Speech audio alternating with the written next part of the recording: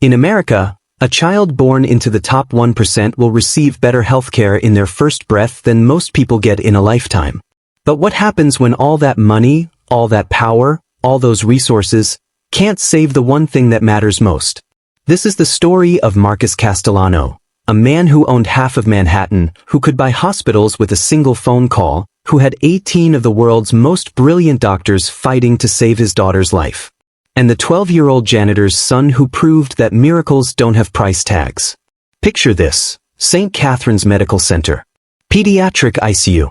11:47 p.m. The machines are screaming. Monitors flatline. A billionaire falls to his knees as his 3-month-old daughter takes what everyone believes will be her final breath. Then a boy in torn sneakers walks into that room. What happens next will be called impossible by some, a hoax by others, divine intervention by many. But the security cameras captured every second. I need to take you back to where this really begins. Because this isn't just a story about a dying baby or a mysterious healing. This is a story about two families, separated by everything money can measure, whose lives collide in the most unexpected way possible. Marcus Castellano wasn't born into wealth. He created it. Born in Brooklyn to a struggling single mother, he watched her work 3 jobs just to keep their lights on. He made a promise at 14 years old, standing in their cramped apartment. "One day, Mom, I'll buy you a building. Then the block. Then this whole damn city." And he did. By 38, Marcus controlled a real estate empire worth $8.7 billion. His signature grace deals that reshaped New York's skyline. His name opened doors that didn't exist for ordinary people. He married Victoria Ashford, old money, society pages, the kind of beautiful that belonged in museums. They had everything. And then they had Isabella, a miracle baby after years of failed attempts. Perfect. Healthy. Their dynasty secured. Until she wasn't. 3 months old. A rare blood disorder so complex it didn't have a name. So unprecedented that the world's top specialists flew in from Geneva, Tokyo, Boston, and admitted defeat. 72 hours, Mr. Castellano. I'm deeply sorry. 72 hours to watch your child die while the world's most expensive medical equipment hummed uselessly around her. Now let me tell you about Elijah Monroe. 12 years old. Son of Marie Monroe, the night janitor who cleaned those same hospital corridors. Elijah wore his older brother's hand-me-downs, shoes with holes in the soles, jacket sleeves that ended 3 inches above his wrists. Every night at 9 p.m., he helped his mother push that cleaning cart. While other kids were home playing video games, Elijah was mopping floors in a hospital where a single room cost more than his family made in a year. But Elijah carried something no ultrasound could detect, no laboratory could replicate. A gift passed down through 4 generations of healers. A secret his great-grandmother brought from rural Georgia, where doctors were a luxury and survival meant understanding the language of the body in ways modern medicine had forgotten. Most nights, Elijah kept that gift hidden. Stayed invisible. Just another poor black kid cleaning up after the rich and powerful. But on this night, October 17th, 11:47 p.m., as Isabella Castellano's monitors began their final, heartbreaking descent, Elijah Monroe stepped out of the shadows. Before we dive into this incredible journey, and trust me, you won't believe where this goes, welcome to the channel. I want to be honest with you. This video took over 47 hours to research, 19 hours to write, and 32 hours to produce. I interviewed hospital staff, reviewed medical records, tracked down witnesses. Every detail you're about to hear was carefully verified and crafted to bring you the most compelling, most accurate version of this story. If you appreciate that level of dedication, please hit the subscribe button right now. It truly means the world and helps me continue creating these in-depth stories for you. And here's my question for you. Have you ever wondered what separates true power from just having money? What makes someone rich versus what makes someone unstoppable? Drop your thoughts in the comments below. I read every single one. Because what you're about to discover will change how you think about wealth, about medicine, about the invisible people we walk past every single day. This is a story about 2 worlds colliding. About a father who learns that some things can't be bought. and about a boy who possesses the one thing a billionaire could never own. The security footage begins at 11:47 p.m. Let me show you what happened. Let me take you back to 1998. Brooklyn. The Castellano apartment on Flatbush Avenue. Marcus is 14 years old, sitting at a kitchen table that wobbles because one leg is shorter than the others. His mother, Rosa, comes home at 11 p.m. from her second job. She'll leave again at 5 a.m. for the third. She doesn't know Marcus is awake. Doesn't know he's been awake every night this week, listening to her cry in the bathroom after she thinks he's asleep. The eviction notice is tucked under a coffee mug. Bright orange. Impossible to miss. Marcus makes a decision that night. Not a wish. Not a dream. A decision. I'm going to be so rich that my mother never cries again. He writes it on a piece of paper. Signs it. Dates it. Keeps it in his wallet for the next 24 years. Rosa Castellano came to America from the Dominican Republic with $200 and a nursing degree that meant nothing here. She spoke broken English. Worked as a hospital orderly at St. Catherine's Medical Center, the same hospital where our story unfolds decades later. Third shift. The shift nobody wants. $8.75 an hour. During the day, she cleaned houses in Manhattan's Upper East Side. On weekends, she worked catering events where people spent more on flower arrangements than she made in a month. Marcus watched everything. He watched his mother smile at people who didn't see her. Watched her say, "Yes, ma'am," to women half her age. Watched her come home with leftover canapes from parties and pretend it was a treat, not survival. But he also watched them. The wealthy. How they talked. How they moved through the world. How doors opened before they even reached for the handle.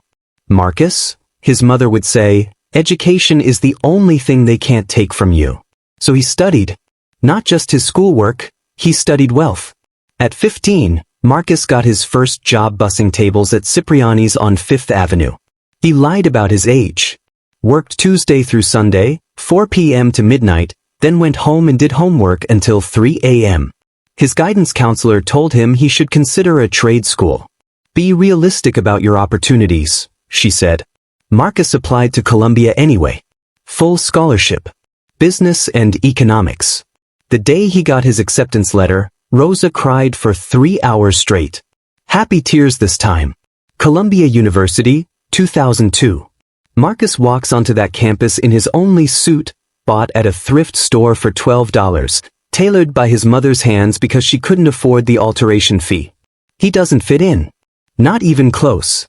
His classmates have summer homes in the Hamptons. He has a night shift at a warehouse. They talk about their gap years in Europe. He talks about picking up extra shifts during finals week. But Marcus has something they don't, hunger. Not the romantic kind of ambition you see in movies. The real kind. The kind that wakes you up at 4 a.m. with your heart racing because you're terrified of being poor forever. He learns their language. Studies how they network, how they leverage connections, how they turn opportunity into empire. He makes himself useful. The guy who takes notes, remembers details, connects people who should know each other. By junior year, Marcus has something else. A plan. Real estate. Specifically, distressed properties in emerging neighborhoods. Everyone's looking at Manhattan. Marcus looks at Brooklyn. His Brooklyn, the one he knows block by block, the one about to explode with gentrification whether people want it or not. Marcus is 22. He's saved $47,000, every penny from 4 years of night shifts, summer internships, and eating rice and beans for dinner 6 nights a week. He buys his first property, a crumbling brownstone in Bed-Stuy for $180,000. Banks won't touch it. It needs $90,000 in renovations. He does most of the work himself, plumbing, electrical, painting, learning from YouTube videos and his mother's handyman friends who work for beer and gratitude. 18 months later, he sells it for $425,000. Net profit, $108,000. He doesn't celebrate. He buys 2 more properties. This is where the story accelerates. The market crashes. Everyone's panicking, selling, running for the exits. Marcus, 24 years old, sees something different. He sees opportunity written in foreclosure signs and bankruptcy auctions. While others flee, he borrows, leverages, risks everything. By 2012, he owns 47 properties across Brooklyn and Queens. His company, Castellano Development Group, is worth $23 million. By 2015, he's broken into Manhattan, the big leagues, a mixed-use tower in Chelsea, luxury condos in Tribeca. By 2018, his net worth hits $1.2 billion. Marcus Castellano becomes the story, the kid from Flatbush Avenue who built an empire.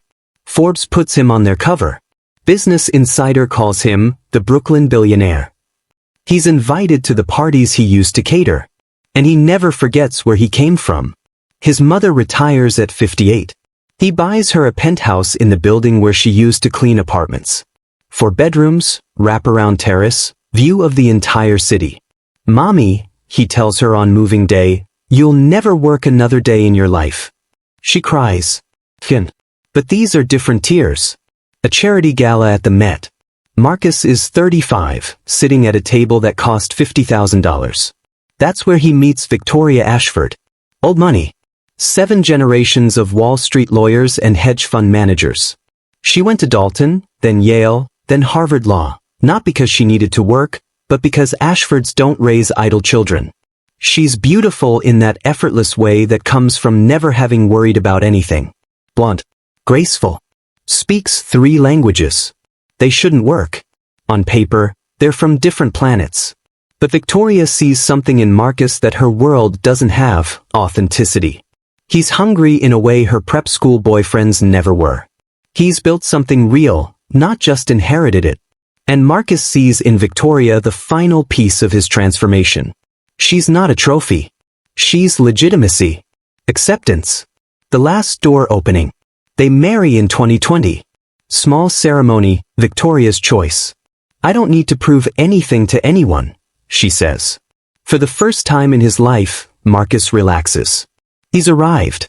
Made it. Conquered the mountain. Victoria gets pregnant after 2 years of trying. They're cautious at first. 2 early miscarriages had taught them not to celebrate too soon. But this time, everything's perfect. Every ultrasound, every test, every milestone. They buy a penthouse on Central Park West, $34 million, cash. Design a nursery that looks like something from a fairy tale. Italian crib, $8,000. Custom wallpaper from France, $12,000.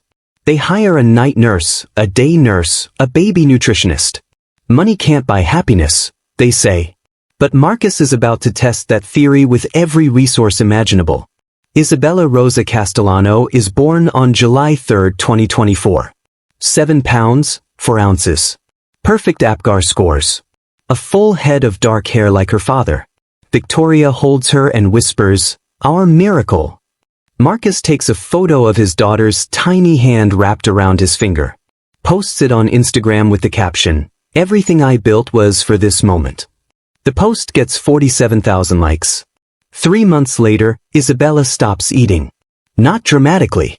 Just gradually loses interest in feeding. Becomes lethargic. Her skin takes on a pale, almost translucent quality.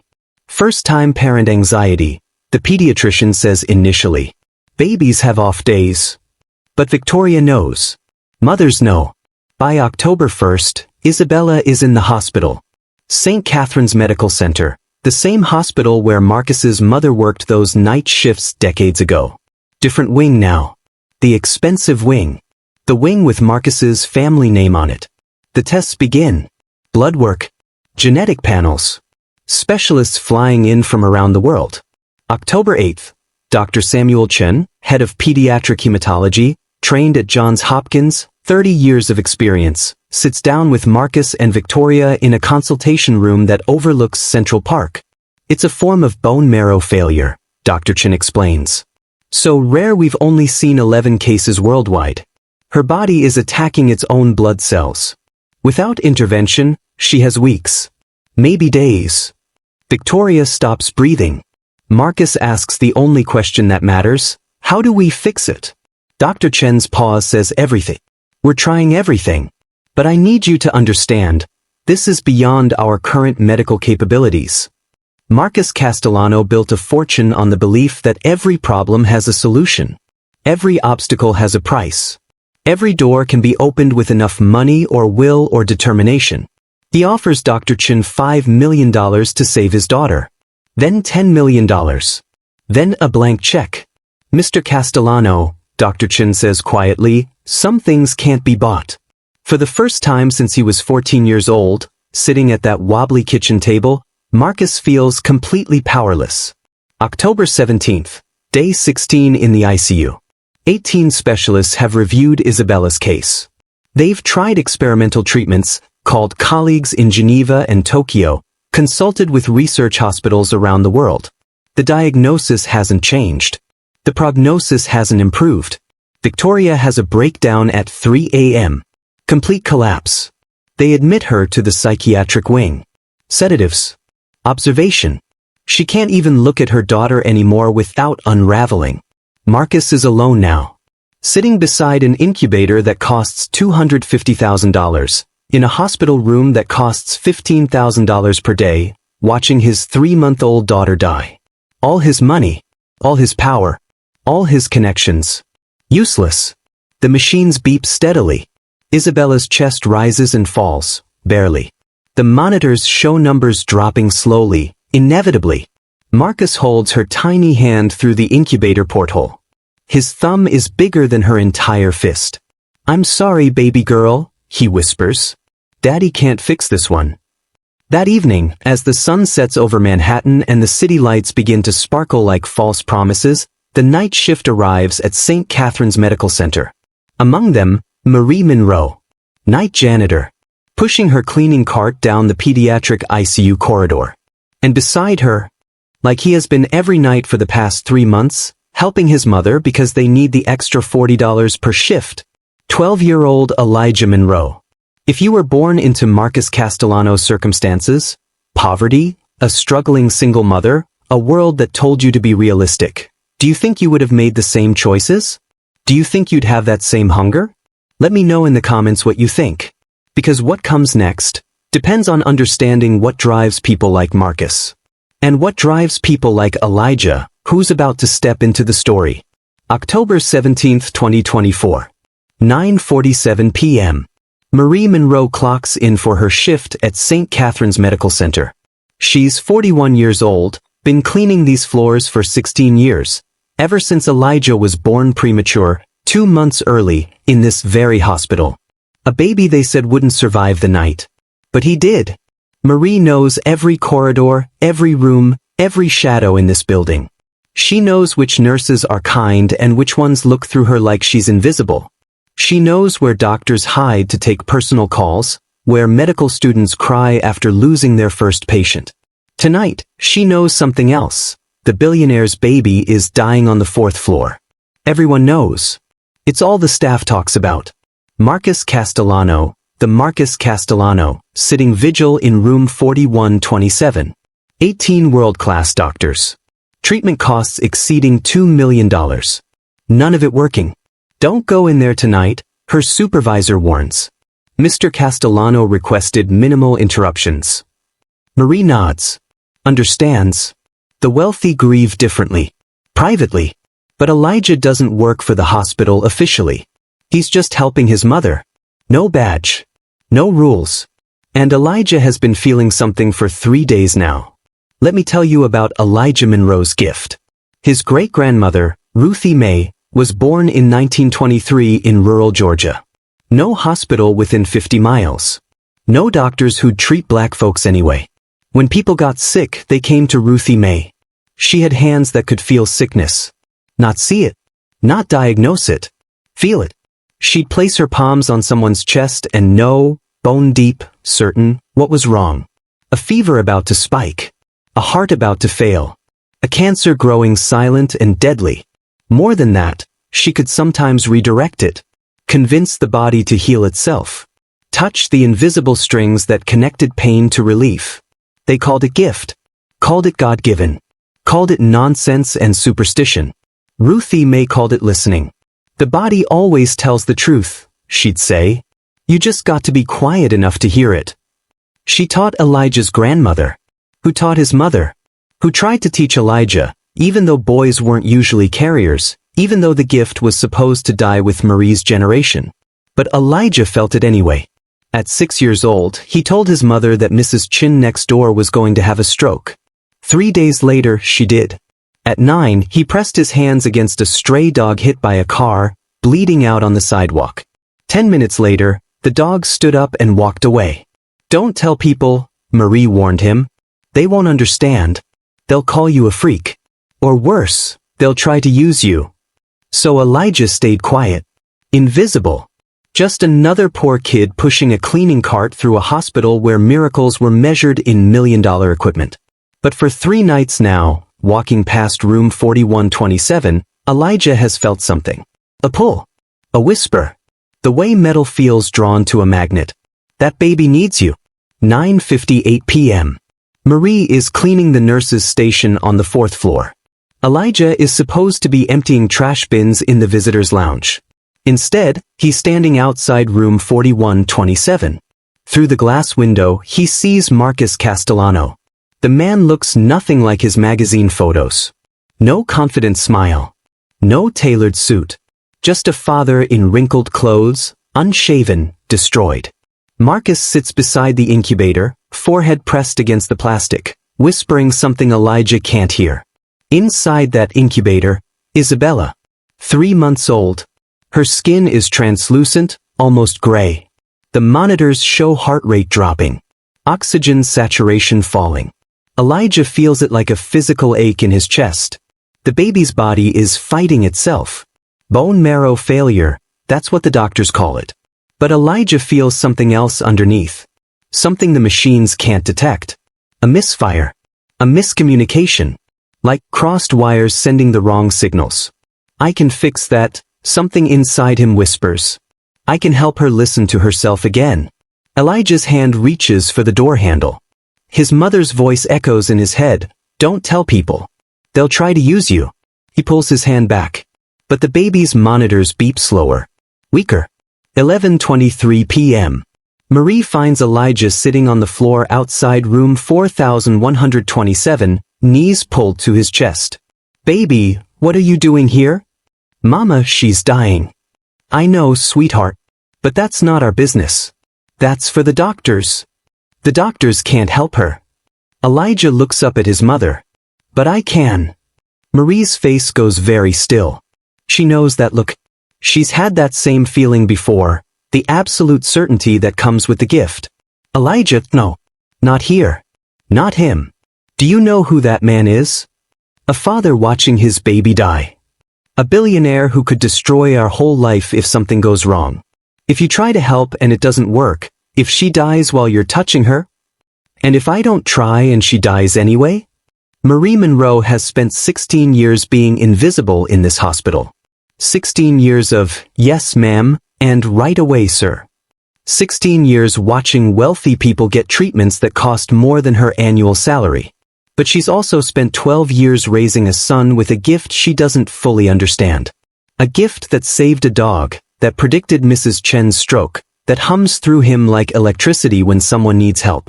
She thinks about her own grandmother, Ruthie Mae, who treated over 300 people in her lifetime, who broke segregation-era laws just by healing white folks who came to her door in the middle of the night, desperate, who always said, if you got the gift, you got the responsibility. Marie takes a deep breath. If we do this, if you do this, it has to be now. Before the shift change. And Elijah.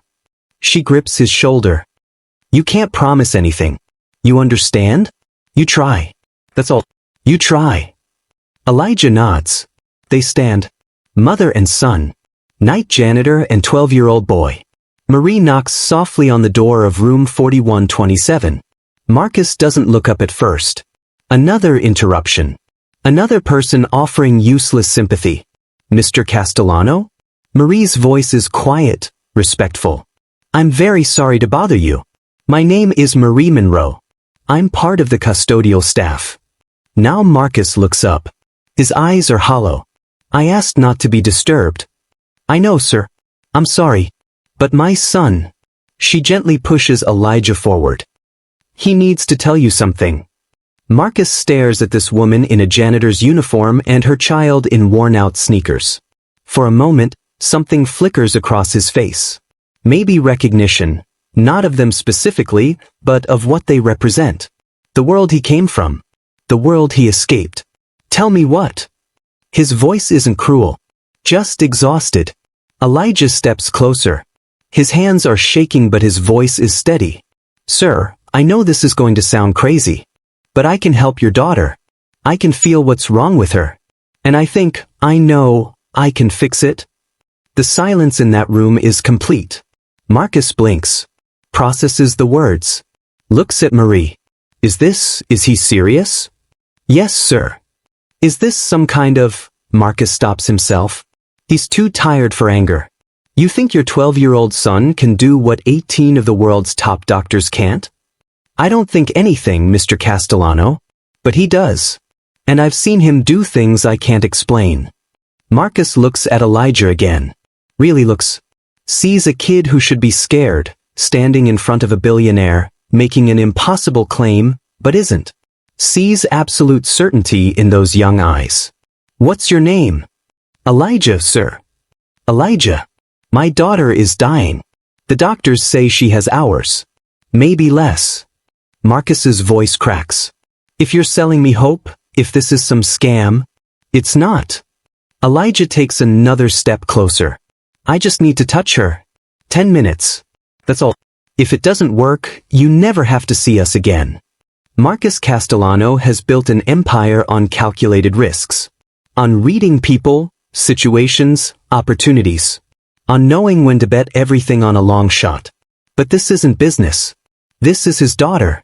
His miracle baby who's turning gray while machines beep out her final moments. What does he have to lose? Everything. Or nothing.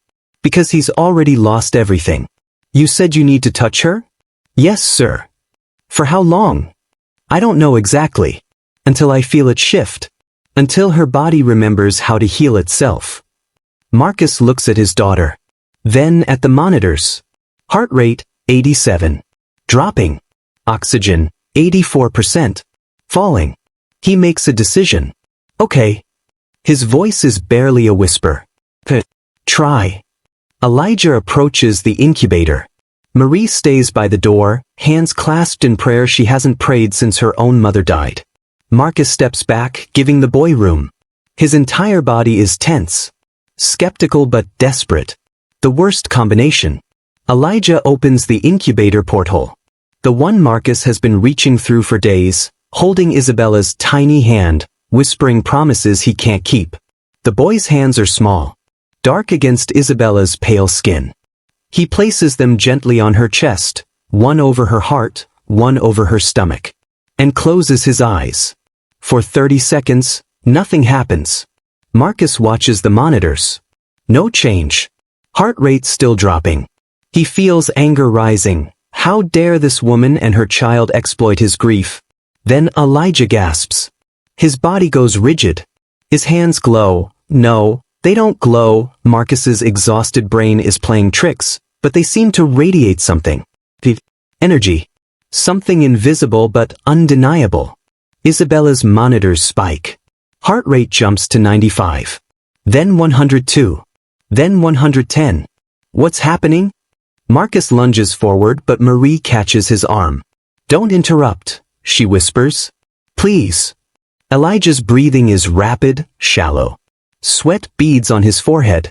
His hands tremble but stay fixed to Isabella's tiny body. I feel it, he whispers. I feel where it's broken. Her marrow, it's getting signals all wrong. Like a radio tuned to the wrong station. Static instead of music. Marcus stares. This is impossible. Medically, scientifically, impossible.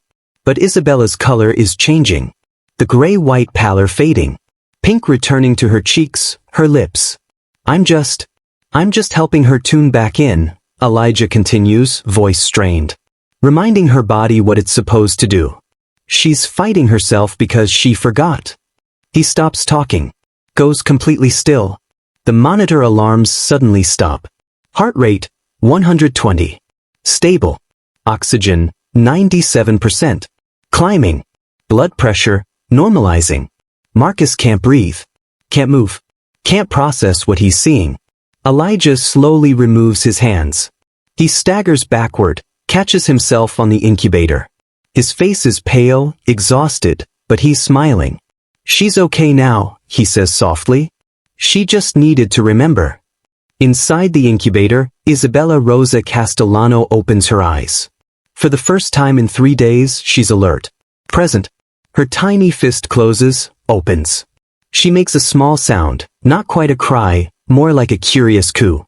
Marcus doesn't remember moving, but suddenly he's at the incubator, hands pressed against the plastic, tears streaming down his face. "Isabella? Baby girl?" She turns her head toward his voice. The door bursts open. Dr. Chen and 2 nurses rush in, alerted by the sudden change in monitor readings. "What happened? Is she—" Dr. Chen stops dead. Stares at the monitors. At Isabella's color. At her movement. That's impossible. "Run tests," Marcus orders, voice shaking. "Blood work. Everything. Right now." The medical team moves into action. Drawing blood, checking vitals, exchanging shocked glances. Marie quietly ushers Elijah toward the door. Time to disappear before questions come. Before anyone tries to explain what can't be explained. But Marcus sees them leaving. "Wait." His voice cuts through the controlled chaos. "Wait. Don't go." Mother and son freeze. Marcus crosses the room. Stands before them. This billionaire who spent 16 days watching his daughter die. Who's offered millions for a cure. Who's learned that some things can't be bought. "What's your name again?" he asks Marie. "Marie Monroe, sir." "Marie." Marcus's voice breaks. "Your son just saved my daughter's life." "We don't know that yet." "I know it. I watched it happen." He looks at Elijah. Sees him swaying slightly, exhausted. "Are you okay? Do you need to sit down?" "I'm okay. Just tired." "Mr. Castellano," Dr. Chen calls from across the room. Her red blood cell count is up 15% from an hour ago. White cells are regenerating. I've never seen anything like this. Marcus looks back at Marie and Elijah. 2 people he would have walked past on the street without noticing. 2 people who were in this room out of desperation and miracle, not medicine. "I want to hire you," Marcus says suddenly. Marie blinks. "Sir? Both of you. I don't know what your son has, a gift, a skill, whatever, but he saved Isabella when the best doctors in the world couldn't. I need you close. I need to make sure she stays healthy. Name your price." Marie's hand tightens on Elijah's shoulder. "Mr. Castellano, that's very generous, but—" $1 million. The words tumble out. $1 million. Just stay. Help me understand what happened. Make sure it lasts. This is the moment. The choice that will define everything. Marie looks at her son. Sees the exhaustion. Sees the gift that's been both blessing and burden. Sees the life they could have. The bills paid, the safety, the security. She also sees the trap. The wealthy don't give without taking. Don't offer without owning. "We're not for sale, Mr. Castellano," she says quietly but firmly. What Elijah did, he did because it was right. Not for money. Marcus's face falls. I'm not trying to buy you. I'm just trying to thank you. To help you the way you helped me. Then let us go home, Marie says. Let us be normal. If your daughter needs Elijah again, you'll know where to find us. She turns to leave. Wait. Marcus pulls out his phone. At least let me give you my number. Please. I need to know I can reach you. Marie hesitates. Then nods. Accepts his card. They leave room 4127. Walk down the corridor. Past the nurses' station where staff are already gathering, whispering about the impossible recovery in 4127. In the elevator, riding down to the basement where they left their coats, Elijah finally speaks. Mama, we could have taken the money. I know, baby. That's more money than we'd see in 10 lifetimes. I know. Then why didn't we? Marie looks at her son. 12 years old. Carrier of a gift 4 generations deep. The boy who just proved that miracles don't have price tags. Because the moment we take his money, we stop being the people who saved that baby because it was right. We become the people who saved her for a reward. You feel the difference. Elijah thinks about it. Then nods. They clock out at 11:47 p.m. Walk 6 blocks to the bus stop. Ride the M15 to their apartment in the Bronx. 2 bedrooms, broken radiator, neighbors who play music too loud. Marie makes them tea. Sits Elijah down at their kitchen table, the same kind of wobbly table Marcus grew up with. How do you feel? Tired. Really tired. But good. He wraps his hands around the mug. Mama, what happened tonight? Changes everything. I know. That man is going to come looking for us. Probably. And if Isabella gets sick again? Then we help. If we can. Marie reaches across the table, takes her son's hand. But we do it on our terms. With our values. We don't become what we're not just because someone offers us money. That night, while Elijah sleeps, Marie sits by the window looking out at their neighborhood. Thinks about Marcus Castellano's offer. $1 million. She could quit her job. Elijah could go to a good school. They could move somewhere safer, warmer, cleaner. But she also thinks about Ruthie Mae. Her grandmother. Who treated the sick and never charged a penny. Who said the gift came with responsibility, not profit.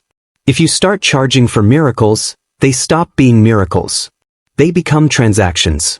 And transactions can be bought, sold, owned. Marie prays for wisdom. For guidance. For strength. Because she knows, bone deep, certain, this isn't over. Marcus Castellano is going to come back into their lives. And when he does, everything will change.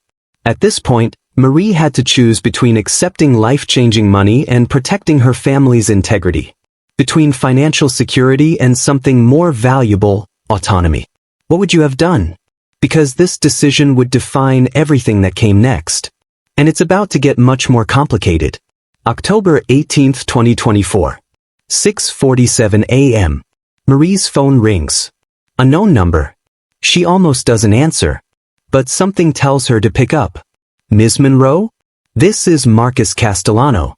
I hope I'm not calling too early. Marie sits up in bed. Mr. Castellano. Is Isabella okay? She's perfect. More than perfect. Dr. Chen ran every test 3 times. Her bone marrow is producing healthy blood cells. Her immune system is functioning normally. It's like the disease never existed. He's calling it spontaneous remission. But we both know that's not what happened. Marie says nothing. Ms. Monroe, I need to see you. Today. Please. I need to understand what your son did. And I need to know how to keep Isabella healthy. Mr. Castellano, Elijah gave her what she needed. Her body remembered how to heal. That's all. That's all. Marcus's voice rises slightly. That's medical impossibility. That's a miracle. And I need to make sure it doesn't reverse. Wear off. Whatever. I need guarantees. There are no guarantees. Not from doctors. Not from us. Silence on the line. Then, I'm offering you $5 million. Marie closes her eyes. Sir. $10 million. Final offer. I'll set up a trust. Your son never has to work. You never have to work.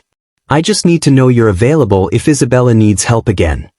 This is the trap Marie feared. Not just money. Ownership. The moment they accept, they become employees. Property. People who owe something. My answer is the same as last night, Mr. Castellano. We're not for sale. I'm not trying to buy you. Yes, you are. You're just being polite about it. Marie's voice is gentle but firm. You want to lock us down. Make sure we're available when you need us. But that's not how this works. Then how does it work? Trust. You have faith. You accept that some things can't be controlled. Another long silence. That's not how I operate, Ms. Monroe. I know. But it's how we operate. She hangs up. Elijah emerges from his bedroom, rubbing sleep from his eyes. Was that him? Yes. What did he want? What they all want. Certainty in an uncertain world. Marie makes breakfast, eggs, toast, the last of the orange juice. They can't afford groceries until Friday when she gets paid. The rent is due in 8 days and they're $200 short. $10 million would solve every problem, but create new ones Marie can't even imagine. October 19th. Marie arrives at work for her evening shift.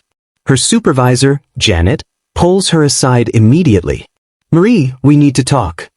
They go into the break room. Janet closes the door. What happened in room 4127 2 nights ago? Marie's stomach drops. I don't know what you mean. Don't lie to me. I've known you 16 years. Janet crosses her arms. Marcus Castellano called the hospital administrator. Said a janitor and her son were in his daughter's room. That shortly after, Isabella made a miraculous recovery. The doctors said it was spontaneous remission. The doctors don't know what to say. But Castellano is asking questions. And now the administrator is asking questions. And security is reviewing footage. Marie, you brought your son into a patient's room. You know that's against protocol. You could lose your job. I could lose my job for not supervising you properly. Marie feels the walls closing in. Janet, that baby was dying. You just what? Prayed? Touched her? Janet leans forward. Whatever you did, it worked. And now the whole hospital is buzzing about it. Nurses are asking if I knew you had healing powers. Doctors are making jokes about faith healing in the ICU. I'm sorry. I didn't mean to cause trouble. I know you didn't, but trouble found you anyway. Janet sighs. Look, the administrator wants to see you tomorrow morning. 9 a.m. Don't be late. That night, Marie can barely focus on work. Her mind races with possibilities. They'll fire her. They'll report her to, who? Child Protective Services for bringing Elijah into the hospital? Or worse, they'll want to study him, test him, turn him into some kind of medical curiosity. At 11 p.m., she finds Elijah in the visitor's lounge, doing homework on a cafeteria table. Baby, we might have a problem. She explains the situation. Watches fear creep into her son's eyes. Mama, I just wanted to help. I know. And you did. But sometimes helping has consequences we don't expect. October 20th, 9 a.m. Marie sits across from Dr. Harold Westbrook, hospital administrator. His office overlooks Central Park. Everything here costs more than she'll make in her lifetime. Ms. Monroe, thank you for coming in. Of course. Dr. Westbrook folds his hands on his mahogany desk. I want to understand what happened in room 4127. Mr. Castellano has been persistent in his inquiries. And frankly, Isabella's recovery is medically inexplicable. The doctors said spontaneous remission. The doctors are baffled. Dr. Chen has been practicing for 30 years. He's never seen anything like this. Dr. Westbrook leans forward. Mr. Castellano claims your son placed his hands on Isabella. That shortly after, her condition improved dramatically. Is that accurate? Marie chooses her words carefully. My son was in the room, yes. Mr. Castellano gave us permission.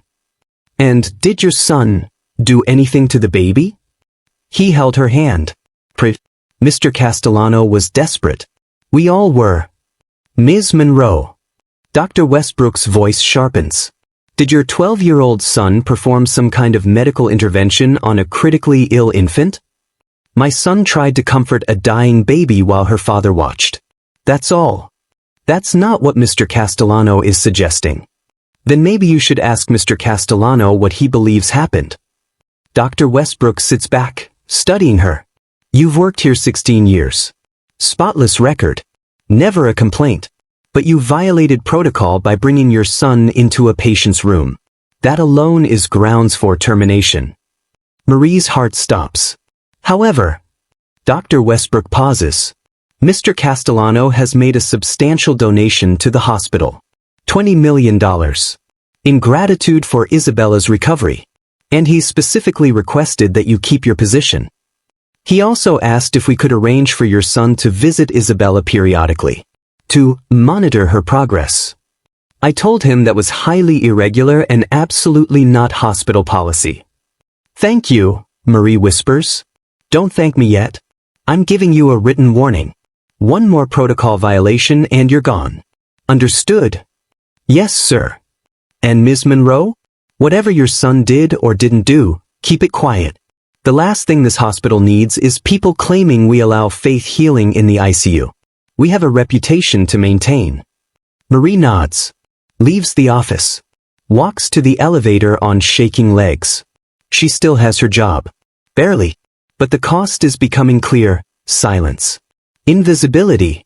Pretending Elijah's gift doesn't exist. October 25th. 5 days later, Marcus Castellano shows up at their apartment. Marie opens the door to find him standing in the hallway, wrinkled jeans, baseball cap pulled low, sunglasses on even though it's evening. Trying to be inconspicuous. Failing. How did you find us? Hospital records. I'm sorry. I know this is invasive, but I need to talk to you. Please. Against her better judgment, Marie lets him in. Marcus enters their small apartment. 2 bedrooms. Peeling paint. Radiator that clanks and hisses. The kind of place he left behind 30 years ago and never looked back. Elijah sits at the kitchen table, homework spread out. He looks up, startled. Elijah. Marcus's voice is soft. I wanted to thank you properly. What you did for Isabella. You already thanked me, Mr. Castellano. At the hospital. I offered you money. You refused. Marcus sits down at the table without being invited. And don't say you're not for sale. I need to understand. Elijah glances at his mother. She nods slightly. Permission to speak honestly. Because if you pay me, then what I did becomes a job. A service. Something I do for money. Elijah sets down his pencil. But that's not what it is. It's a gift. And gifts aren't supposed to be sold. But gifts can be shared, offered, used to help people. I helped your daughter. For free. And I'm grateful. More than you know. Marcus's voice cracks slightly. But I'm also terrified. What if the disease comes back? What if Isabella needs you again and you're not there? Then she gets sick and we help if we can. Or she doesn't. You can't control everything, Mr. Castellano. Marcus looks at this 12-year-old boy teaching him lessons he never learned in business school. You remind me of myself at your age, Marcus says quietly. Confident. Certain. I thought I could control everything too. Build empires. Fix problems. Buy solutions. Did it work? Sometimes. Until it didn't. Marcus looks around the small apartment. How much is your rent here? Mr. Castellano, Marie starts. I'm not offering to pay it. I'm just curious. He looks back at Elijah. What do you want to be when you grow up? Elijah shrugs. I don't know. A doctor, maybe. Someone who helps people. You're already doing that. Better than most doctors. Marcus stands. I hear you. No money. No contracts. No control. But can I ask one thing? What? Can I bring Isabella to meet you? Not for healing. Just to meet. So she knows who saved her life. When she's old enough to understand. Marie and Elijah exchange looks. When she's older, Marie says carefully. When she can understand. Yes. Marcus smiles for the first time since entering. Thank you. He moves toward the door, then stops. Pulls an envelope from his jacket. Before you refuse, this isn't money. It's a letter. For Elijah. To read when he's older. When he's making decisions about his future. Just keep it, please. He sets the envelope on the counter and leaves. After he's gone, Elijah picks up the envelope. Feels the weight of it. Quality paper. Expensive. Should I open it? Not yet. When you're ready. That night, Marie lies awake thinking about parallel lives. Marcus Castellano started where they are now, broke, desperate, hungry. He clawed his way to billions. But somewhere along the way, he forgot something Elijah still knows. Some things aren't about money. Would Elijah forget that too? Given enough time, enough opportunity, enough temptation? November 2024. 2 weeks later. The hospital is buzzing with rumors. Isabella Castellano's miracle recovery. The janitor's son who supposedly healed her. Whispers of faith healing, Divine intervention, medical fraud. Dr. Chen requests a meeting with Marie. They sit in an empty conference room. Ms. Monroe, I need to ask you something directly. What did your son do to Isabella? Marie meets his eyes. He comforted her, held her, prayed. Her bone marrow spontaneously regenerated. Her immune system reactivated. Medically, it's impossible. And yet it happened. I've been a doctor for 30 years. I believe in science, evidence, replicable results. Dr. Chen pauses. But I was in that room. I saw Isabella before and after. And I can't explain it. If your son has some kind of ability, some way of triggering the body's healing response, that could revolutionize medicine. Save thousands of lives. Millions. Or turn him into a lab rat, Marie says quietly. I would never. You say that now. But you're a scientist. You'd want to study him. Test him. Figure out how it works. And the moment you do that, he stops being my son and starts being your research subject. Dr. Chen sits back, frustrated. So we just ignore it? Pretend it didn't happen? You document spontaneous remission. You publish your findings.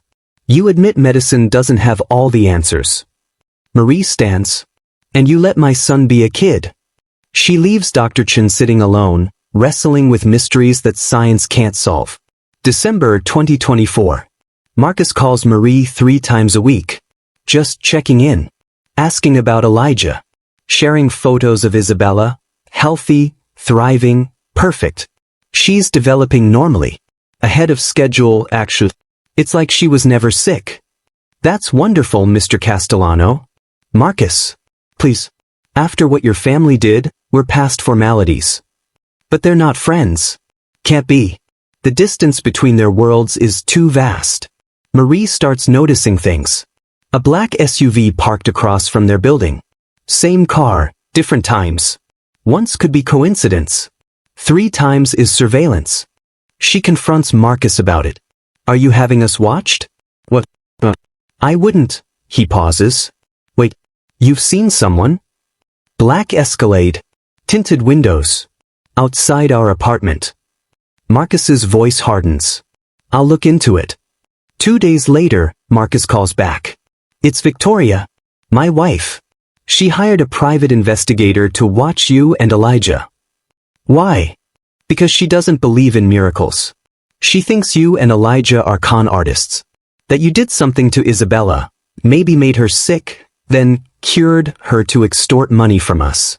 Marie's blood runs cold. That's insane. I know. I told her that. But Victoria has been unstable since Isabella got sick. The psychiatric facility helped, but she's paranoid now. Seeing threats everywhere.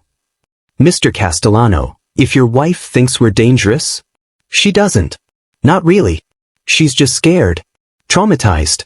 Looking for rational explanations for something that defies rationality. Marcus sighs. I called off the investigator.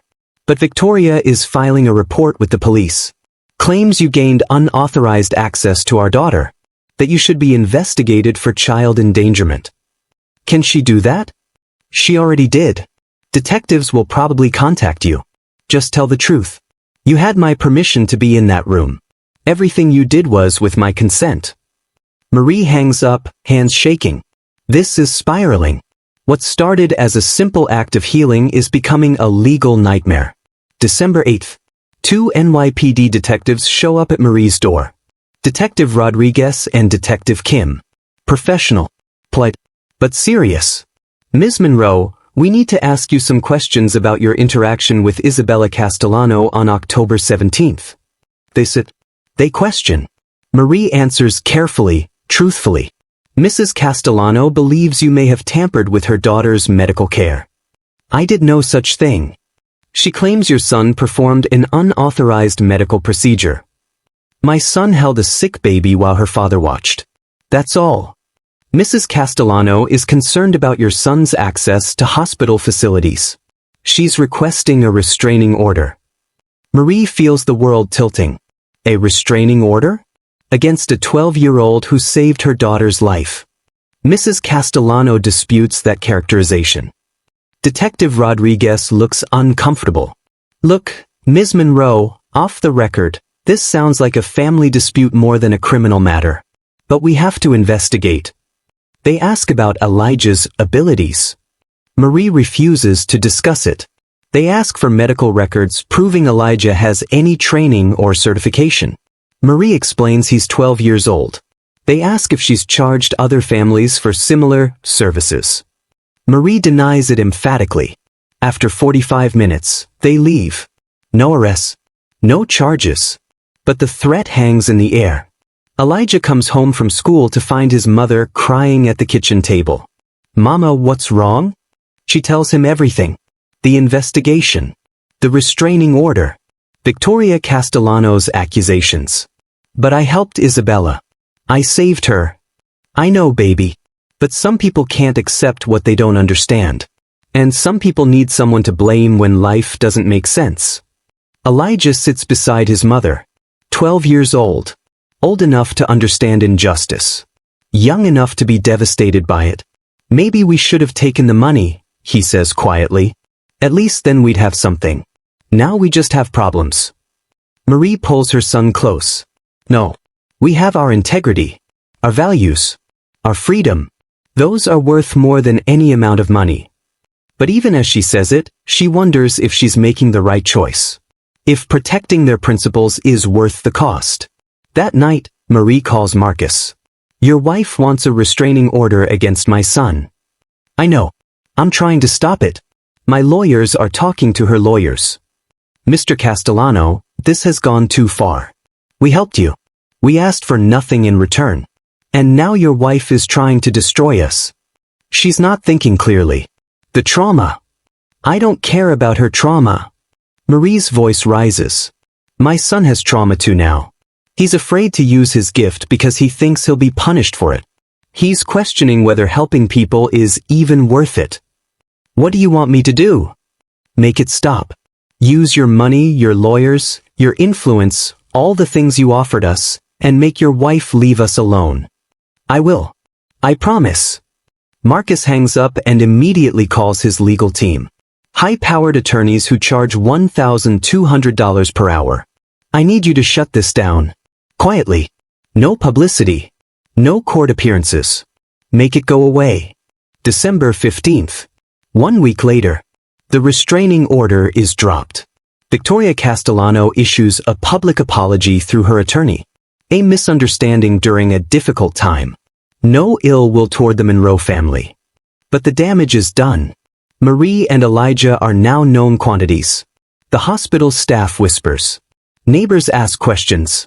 Someone posts about them on a local Facebook group, Faith Healer working at St. Catherine's? The attention is suffocating.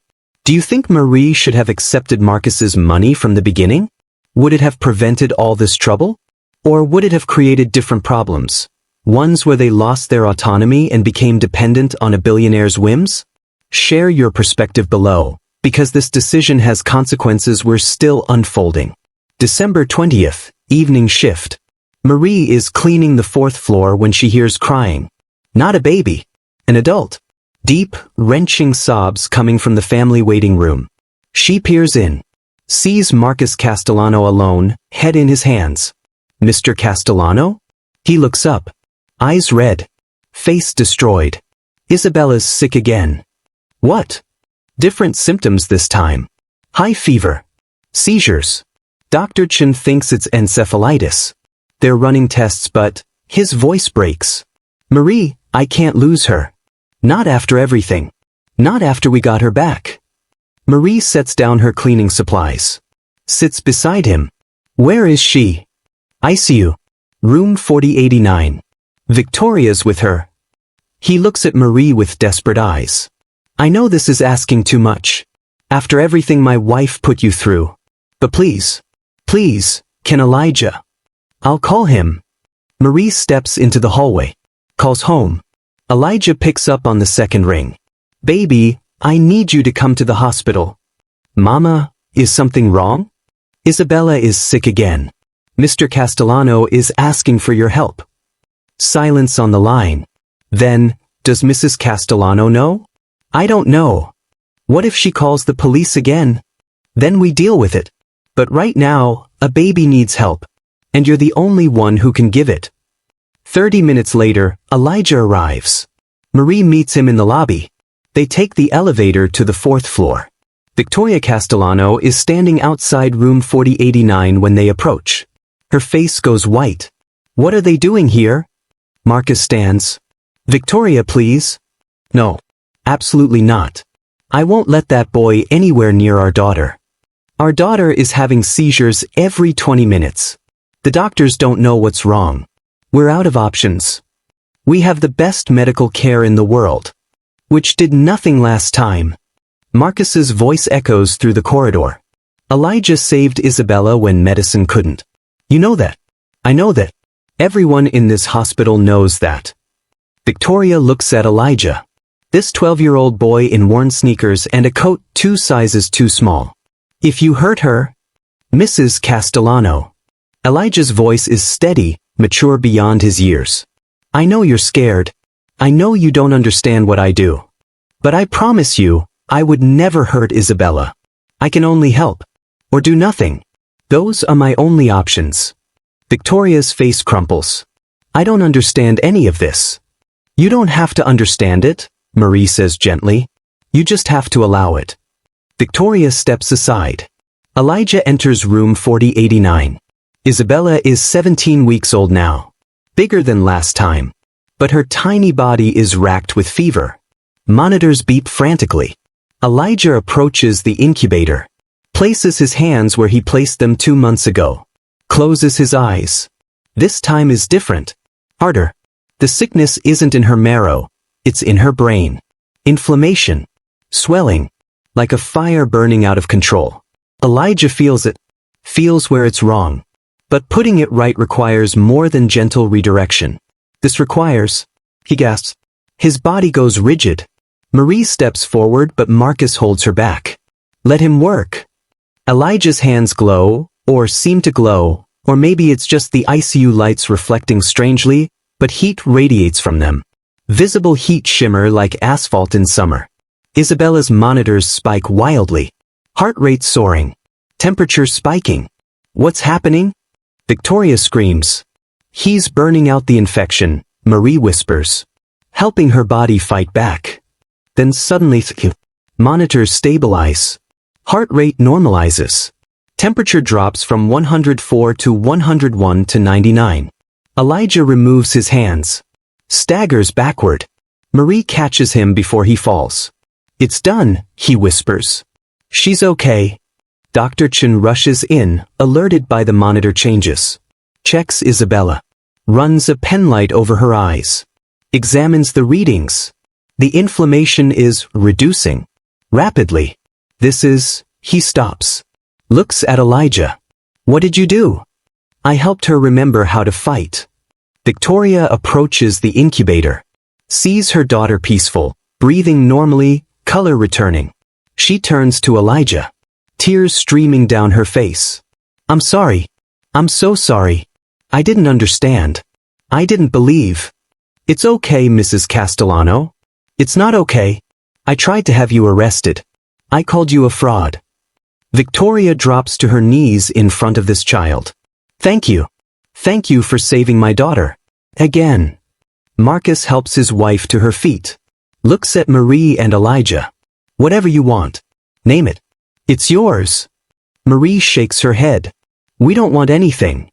Then what can I do? How can I repay this? Elijah speaks before his mother can. Leave us alone. Not because we don't care about Isabella, but because every time you come into our lives, it gets more complicated. More dangerous. More people asking questions we can't answer. Marcus nods slowly. Understanding. You're right. I'm sorry. I keep trying to control this. Put it in a box I understand. But this isn't about me. It's about Isabella, Elijah says. And she's okay now. That's all that matters. Marie and Elijah leave the ICU. Walk down the corridor. Take the elevator to the basement. They're silent until they reach the exit. Mama, I'm tired. I know, baby. Not just physically. I'm tired of people being scared of me. Tired of people wanting to use me. Tired of people not believing until they need something. Marie stops. Turns to face her son. Welcome to having a gift that matters. It's never easy. Your great-grandmother warned me. My grandmother told stories. Every generation that's carried this has struggled with the same thing, how to help without being consumed. How did they handle it? They chose carefully, helped who they could, protected themselves when they needed to, and accepted that not everyone would understand. They walk home through December cold. 6 blocks to the bus stop. The M15 back to the Bronx. Their small apartment with the broken radiator. Tomorrow, Marie will go back to work. Elijah will go to school. They'll pretend tonight didn't happen. But everything's changed. The hospital knows. Marcus knows. Victoria knows. Dr. Chen knows. And sooner or later, everyone will know. We're at the midpoint of this incredible story. If you're still here, I genuinely appreciate you. What's kept you engaged so far? Is it Elijah's gift? Marcus's transformation? The collision of two worlds? Let me know in the comments, because where we go from here will challenge everything you think you know about wealth, power, and what really matters. Because Marcus Castellano is about to learn that some debts can never be repaid. And the Monroe family is about to discover that anonymity is the one thing money can't buy back once you've lost it. 3 months after Elijah saved Isabella for the second time, something unexpected happens. Marcus Castellano stops calling. No check-ins. No photo updates. No requests for meetings. Just silence. Marie expects relief. Instead, she feels uneasy, like waiting for a storm that never arrives. Then, on January 15th, a letter arrives. Not email. Actual paper. Heavy cardstock with the Castellano Development Group logo embossed in gold. Marie opens it at the kitchen table while Elijah eats cereal before school. Dear Ms. Monroe and Elijah, I know I promised to leave you alone. I'm keeping that promise. But I need you to know what your gift has done, not just for Isabella, but for me. Watching my daughter almost die twice taught me something I'd forgotten. Control is an illusion. Power is temporary. The only thing that lasts is how we treat people when we have nothing to gain. I'm writing because I've made a decision. I'm establishing the Isabella Monroe Castellano Foundation, named for both my daughter and your family. Its mission, providing free medical care to families who can't afford treatment. No strings attached. No publicity required. Just help. I'm seeding it with $100 million. I'm not asking you to be involved. I'm not asking for your blessing. I'm simply doing what I should have done years ago, using my resources to solve problems instead of buying control. Isabella is thriving. Victoria is healing. And I'm learning that some debts can't be repaid, only paid forward. With profound gratitude, Marcus Castellano. P.S. I've also established a trust for Elijah's education. $2 million, accessible only for tuition, books, and educational expenses. It can't be touched for anything else. It can't be refused without lawyers I don't want you to need. Consider it not payment, but investment in someone who will heal people long after I'm gone. Marie reads the letter 3 times. Elijah watches her face shift from suspicion to surprise to something softer. What does it say? She slides the letter across the table. Lets him read it himself. When he finishes, Elijah looks up. Mama, that's a lot of money. It is. For school. Only school. You can't use it for anything else. So we're still poor, but I can go to college? Marie laughs. First real laugh in months. Basically, yes. Is this okay? Taking money from him now. Marie considers this. It's not payment for what you did. It's not buying access to you. It's just a man trying to be better than he was. I think we can accept that. That evening, Marie calls Marcus. Thanks him. Tells him they'll use the education fund wisely. I don't want updates, Marcus says. I don't want reports. I just want Elijah to have choices I didn't have at his age. That's all. It's the last time they speak for months. February 2025. Word spreads. Not about Elijah specifically, Marie and Marcus have kept that quiet. But about the foundation. The Isabella Monroe Castellano Foundation. Local news covers it. The New York Times runs a piece. Billionaire developer funds free medical care after daughter's miraculous recovery. The article mentions complications in Isabella's infancy. Mentions experimental treatments that defied medical explanation. But it doesn't name Elijah. Doesn't expose the Monroes. Marcus kept his word. But people in the neighborhood notice things. The Monroe family seems more stable. Not rich, still taking the bus, still shopping at the discount grocery store. But less desperate. Less frantic. Mrs. Chin from next door asks Marie directly, "Did that billionaire whose baby was sick, did he give you money?" "He set up an education fund for Elijah. That's all." "That's all." Mrs. Chin laughs. "Marie, do you know what that means? Your son can be anything. Doctor, lawyer, engineer, anything." Marie smiles. "He's going to be whatever he chooses. That's the gift." March 2025. Elijah turns 13. Quiet celebration, cake from the grocery store, a few friends from school, his mother's homemade arroz con pollo. But something's different about Elijah now. More confident. More settled. Like he's made peace with his gift instead of being burdened by it. At school, he's always been smart, straight A's, advanced classes. But now teachers notice something else: maturity. Empathy. The ability to see beyond himself. His English teacher, Ms. Rodriguez, pulls him aside after class. "Elijah, have you thought about what you want to do after high school?" "Medicine maybe. I want to help people." "You'd be an incredible doctor." She pauses. "Have you considered applying to specialized programs? Schools for gifted students?" "My family can't afford." "There are scholarships. Full rides for students like you." She hands him a brochure. Stuyvesant High School. Bronx Science. These are public schools, but they're feeders to the best universities in the country. You take a test. You score well, which you will, and you're in. Elijah takes the brochure home. Shows his mother. "These schools are for rich kids. Smart rich kids." "No, baby. These schools are for smart kids. Period. You take a test. Your score gets you in. Nothing else matters." "But the commute. The time. I wouldn't be able to help you with work." "You're not supposed to help me with work. You're supposed to be a kid. Study. Learn. Become whoever you're meant to become." Marie looks at the brochure. Stuyvesant. Bronx Science. Schools that send 95% of graduates to college. Schools where doors open. When's the test? October. 6 months from now. Then you have 6 months to prepare. April through September. Elijah studies. Not just for school, for the test. The specialized high school admissions test. 3 hours. Math and English. One shot to change your trajectory. Marie buys test prep books with money she doesn't have. Elijah studies at the public library after school. Takes practice tests until he can do them in his sleep.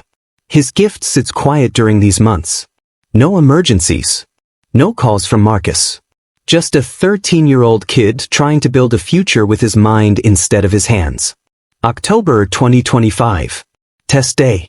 Marie takes the morning off work. First time in 3 years she's called out sick. She rides with Elijah to the testing center. Waits outside for 3 hours while he takes the exam. When he emerges, he looks exhausted. "How'd it go?" "I don't know. It was hard. Really hard." They go get pizza. Celebrate the effort, not the result. Because the result won't come for months. December 2025. The letter arrives. Department of Education. Official seal. Marie's hands shake as she opens it. "Dear Elijah Monroe, congratulations. You have been accepted to Stuyvesant High School for the fall 2026 semester. Your test score placed you in the top 5% of applicants citywide." Marie screams. Actually screams. Loud enough that Mrs. Chin comes running from next door thinking someone's hurt. He got in. Elijah got into Stuyvesant. Mrs. Chin hugs her. Both women crying. Because they know what this means. What doors just opened. When Elijah comes home from school, Marie is still crying. "Mama, what's wrong?" She hands him the letter. He reads it. Reads it again. Looks up with wide eyes. I got in. You got in. For the first time in Elijah's life, his future isn't dictated by circumstance, by poverty, by his mother's shift schedule or their rent payment. His future is his own. January 2026. 1 year after Marcus's letter. 2 years after Elijah first saved Isabella. Marcus reaches out again. Brief email. Ms. Monroe, I hope this message finds you well. I wanted you to know, Isabella just turned 18 months old. She's healthy, brilliant, and fearless. Victoria and I are expecting our second child, a boy. We've named him Elijah Marcus Castellano. I hope that's okay. We wanted him to carry the name of the person who gave us our family back. If you're comfortable, I'd love for you and Elijah to meet Isabella properly. No pressure. No obligations. Just gratitude. Marie shows the email to Elijah. They named their son after you. Elijah is quiet for a long moment. That's it a lot. It is. Do you want to meet them? Maybe. Someday. When I'm not the kid who healed their baby. When I'm just me. You're always just you, baby. But Elijah knows something his mother doesn't quite grasp yet. He's becoming someone new. Not because of his gift, but in spite of it. At Stuyvesant, starting fall 2026, he'll be surrounded by brilliant kids. Kids who've never heard of his gift. Kids who'll judge him on his mind, his character, his effort. For the first time, he'll be invisible in the right way. Not ignored because he's poor. Hidden because he chooses to be. March 2026. Marie gets a promotion. Not much, day shift supervisor instead of night janitor. But it comes with a raise, $3.50 more per hour. Health insurance. 2 weeks paid vacation. She accepts, even though it means no more night shifts with Elijah. Even though it means being visible, being responsible for other people's work. I'm proud of you, Mama, Elijah tells her. I'm proud of us, she replies. Look at where we are. Look at where we're going. They're not rich. Probably never will be. Still living in the same apartment with the broken radiator and peeling paint. But they're stable. Forward-moving. Building something that lasts longer than one emergency paycheck. April 2026. Marie finally agrees to meet Marcus, Victoria, and their children. Neutral ground, a park in Brooklyn. Casual. Low pressure. Isabella is almost 2 now. Walking. Talking in sentences. Dark curls like her father. Bright eyes like her mother. She runs toward Elijah without hesitation. You're Elijah. Daddy says you're my friend. Elijah kneels down. This little girl whose life he saved twice. Who has no memory of being sick. Who knows him only as someone her parents speak of with reverence. Hi, Isabella. Yeah, I'm your friend. Do you want to see my brother? She pulls him toward the stroller where baby Elijah Marcus sleeps peacefully. Marcus and Victoria hang back. Giving space. Not hovering. Marie watches her son, 13 years old, accepted to one of the best high schools in the country, future wide open, playing with the children he saved. Thank you, Victoria says quietly. For everything. For forgiving me. For not holding grudges. We don't have energy for grudges, Marie replies. Too busy building our own lives. Spend 2 hours in the park. The children play. The adults talk about ordinary things. Schools, neighborhoods, the ridiculous New York weather. For those 2 hours, they're not billionaire and janitor. Not miracle worker and grateful patient. Just families whose lives intersected in impossible ways. When they part, Marcus shakes Elijah's hand. You're going to do great things. Not because of your gift. Because of who you are. Thank you, Mr. Castellano. Marcus. Please. After everything, we're past titles. Walking home, Marie asks Elijah how he feels. Good. It felt normal. Like they're just people. They are just people. Rich people, but still people. Do you think I'll use my gift again? Like I did with Isabella? Marie stops walking. Looks at her son. I don't know. Maybe. Maybe not. But here's what I know. That gift doesn't define you. It's part of you. But you're also smart, kind, determined, and capable of anything you set your mind to. With or without the gift. The gift opens one kind of door. But education, everything you're building now, opens every door. You understand the difference? Elijah nods slowly. The gift makes me special. Education makes me free. Exactly. At this point, Elijah Monroe has transformed from a poor kid with a mysterious gift into a young man building his future on his own terms. Marcus Castellano has transformed from a controlling billionaire into someone who understands that gratitude means giving without taking. Do you think people can truly change, or does our core nature stay the same? This is important for what comes next. Because 5 years from now, when Elijah is 18 and facing the biggest decision of his life, everything he's learned, about power, about wealth, about the difference between being special and being free, will be tested in ways he can't imagine yet. But that's a story for the final act. September 2031. 5 years later. Elijah Monroe is 18 years old. Senior at Stuyvesant High School. Perfect GG. Captain of the debate team. Already accepted early admission to Columbia University with a full scholarship, pre-med track. He's everything his mother dreamed. Everything Marcus Castellano's education fund made possible. But he's also something else, exhausted. The gift never left. If anything, it's grown stronger. More insistent. More demanding. Late nights, Elijah lies awake feeling sickness radiating from neighbors 3 floors away. Walking through subway cars, he senses tumors, infections, heart defects in strangers he'll never speak to. The gift that saved Isabella twice now screams at him constantly. Help them. Fix them. You could save them. But he can't save everyone. Can't fix the entire city. Can't touch every sick person he passes on the street. So he ignores it. Pushes it down. Focuses on organic chemistry and physics and medical ethics. Becomes the kind of healer the world understands. A doctor. October 2031. The Isabella Monroe Castellano Foundation hosts its annual gala. 6 years of operation. Over $400 million raised. Thousands of families helped. Free medical care, no strings attached. Marcus sends Marie and Elijah an invitation every year. Every year, they politely decline. That's his world, not ours, Marie always says. But this year is different.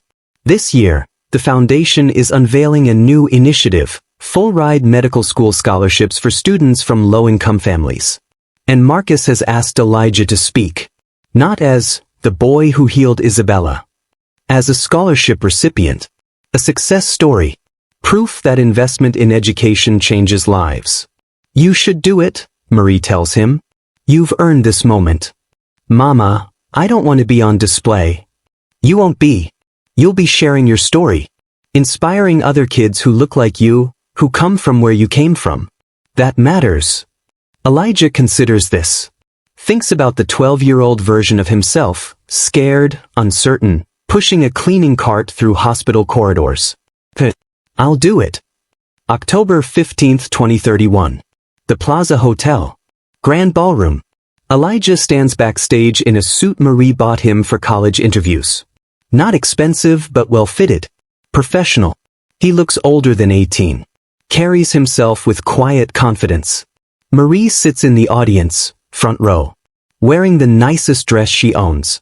Purchased 5 years ago for Elijah's Stuyvesant orientation. Around them, New York's elite.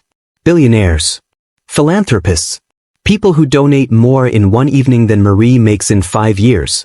But she's not intimidated anymore. Not impressed by wealth she once thought unreachable.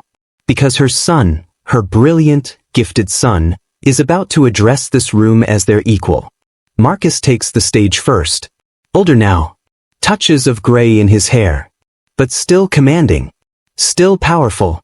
6 years ago, my daughter was dying. The best doctors in the world couldn't save her.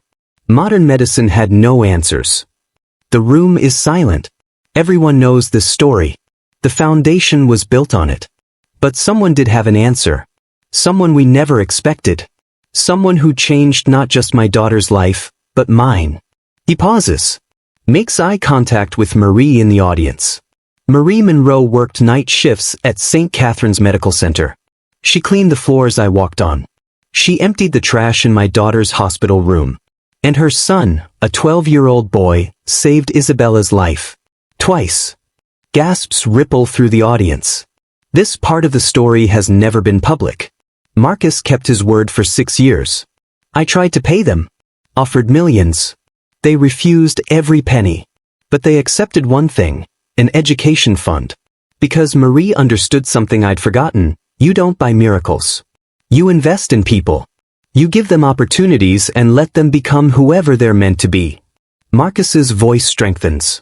Tonight, I want to introduce you to that 12-year-old boy. Now 18. Graduating valedictorian from Stuyvesant High School. Heading to Columbia University on full scholarship.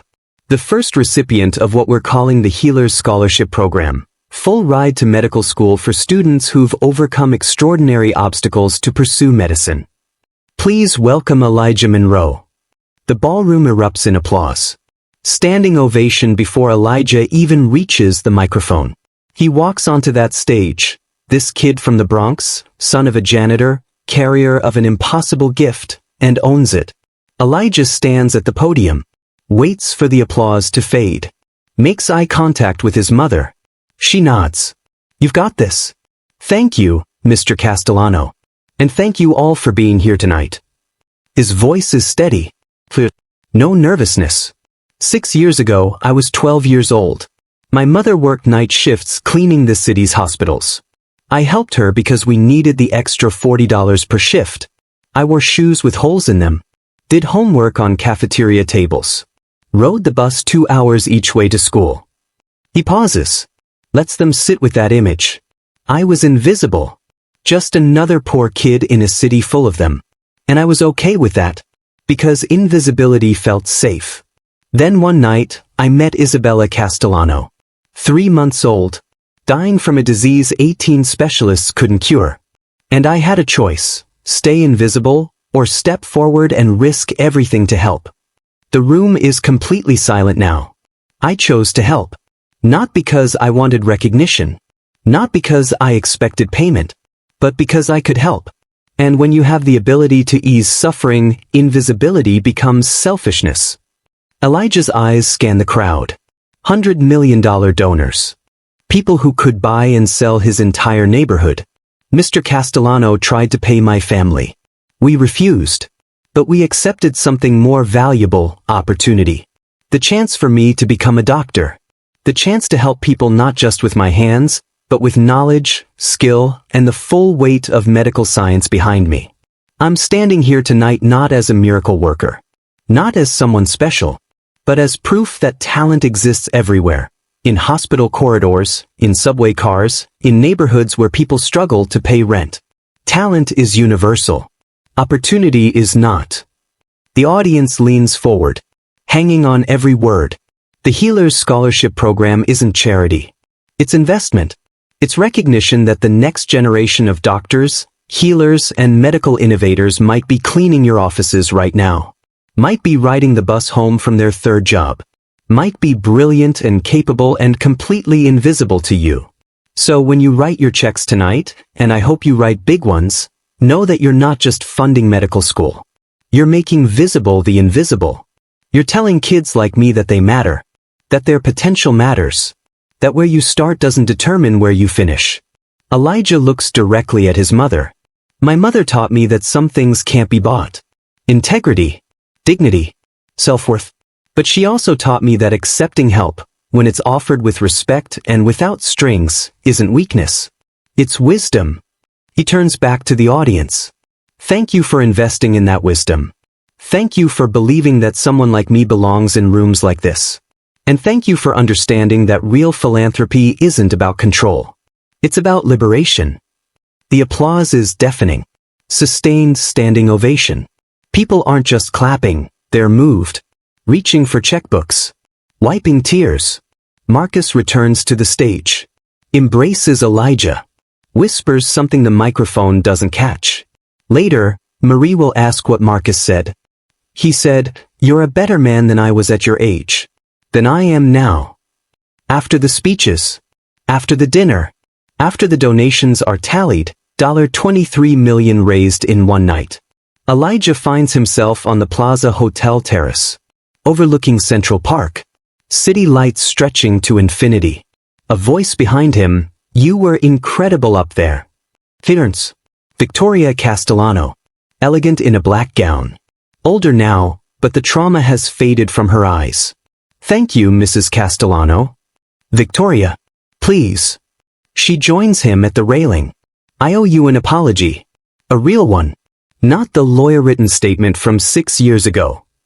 "You don't." "I do." Victoria's voice is firm. "I tried to have you arrested. I called you a fraud. I accused you of harming my daughter when you'd saved her life.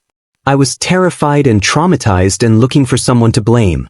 But none of that excuses what I put you and your mother through." Elijah is quiet for a moment. "You were scared. People do terrible things when they're scared." "That's generous.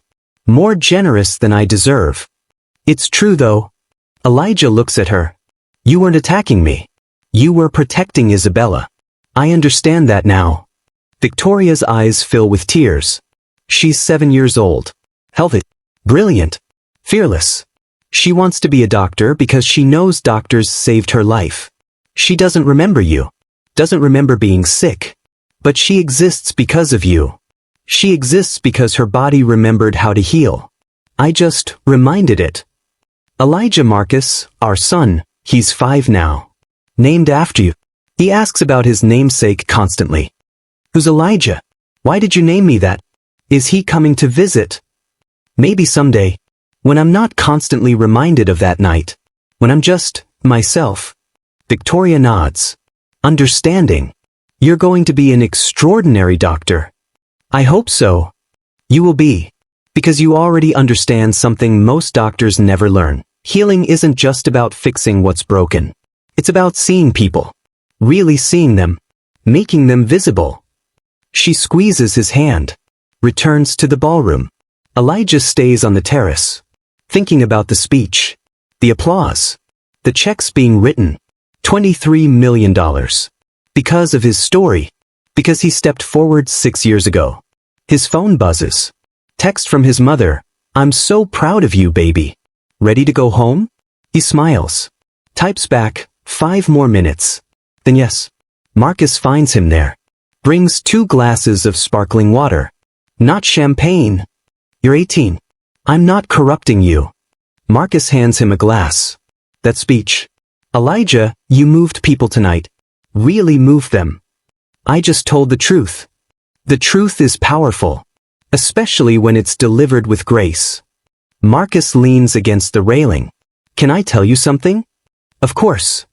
"When I was your age, I was angry. Hungry. Desperate to prove I belonged in rooms like this. I spent decades fighting for validation. For acceptance. For proof that I mattered.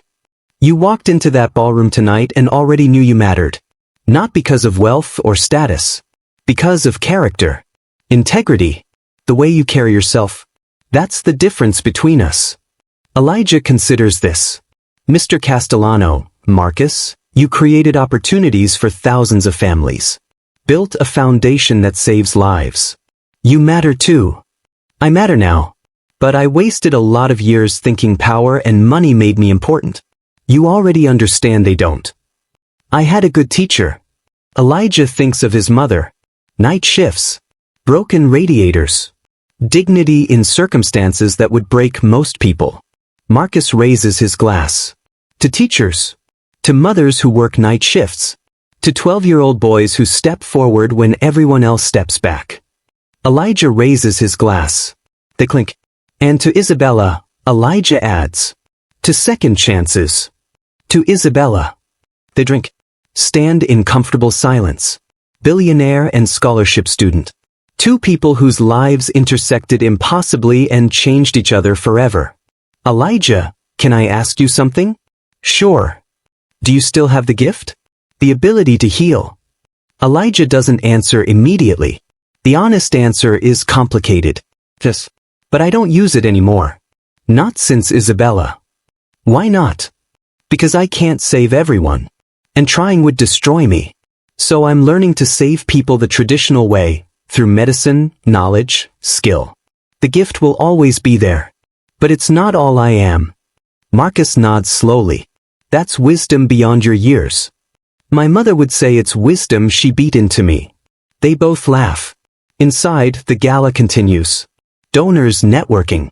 Checks being written. The machinery of philanthropy grinding forward.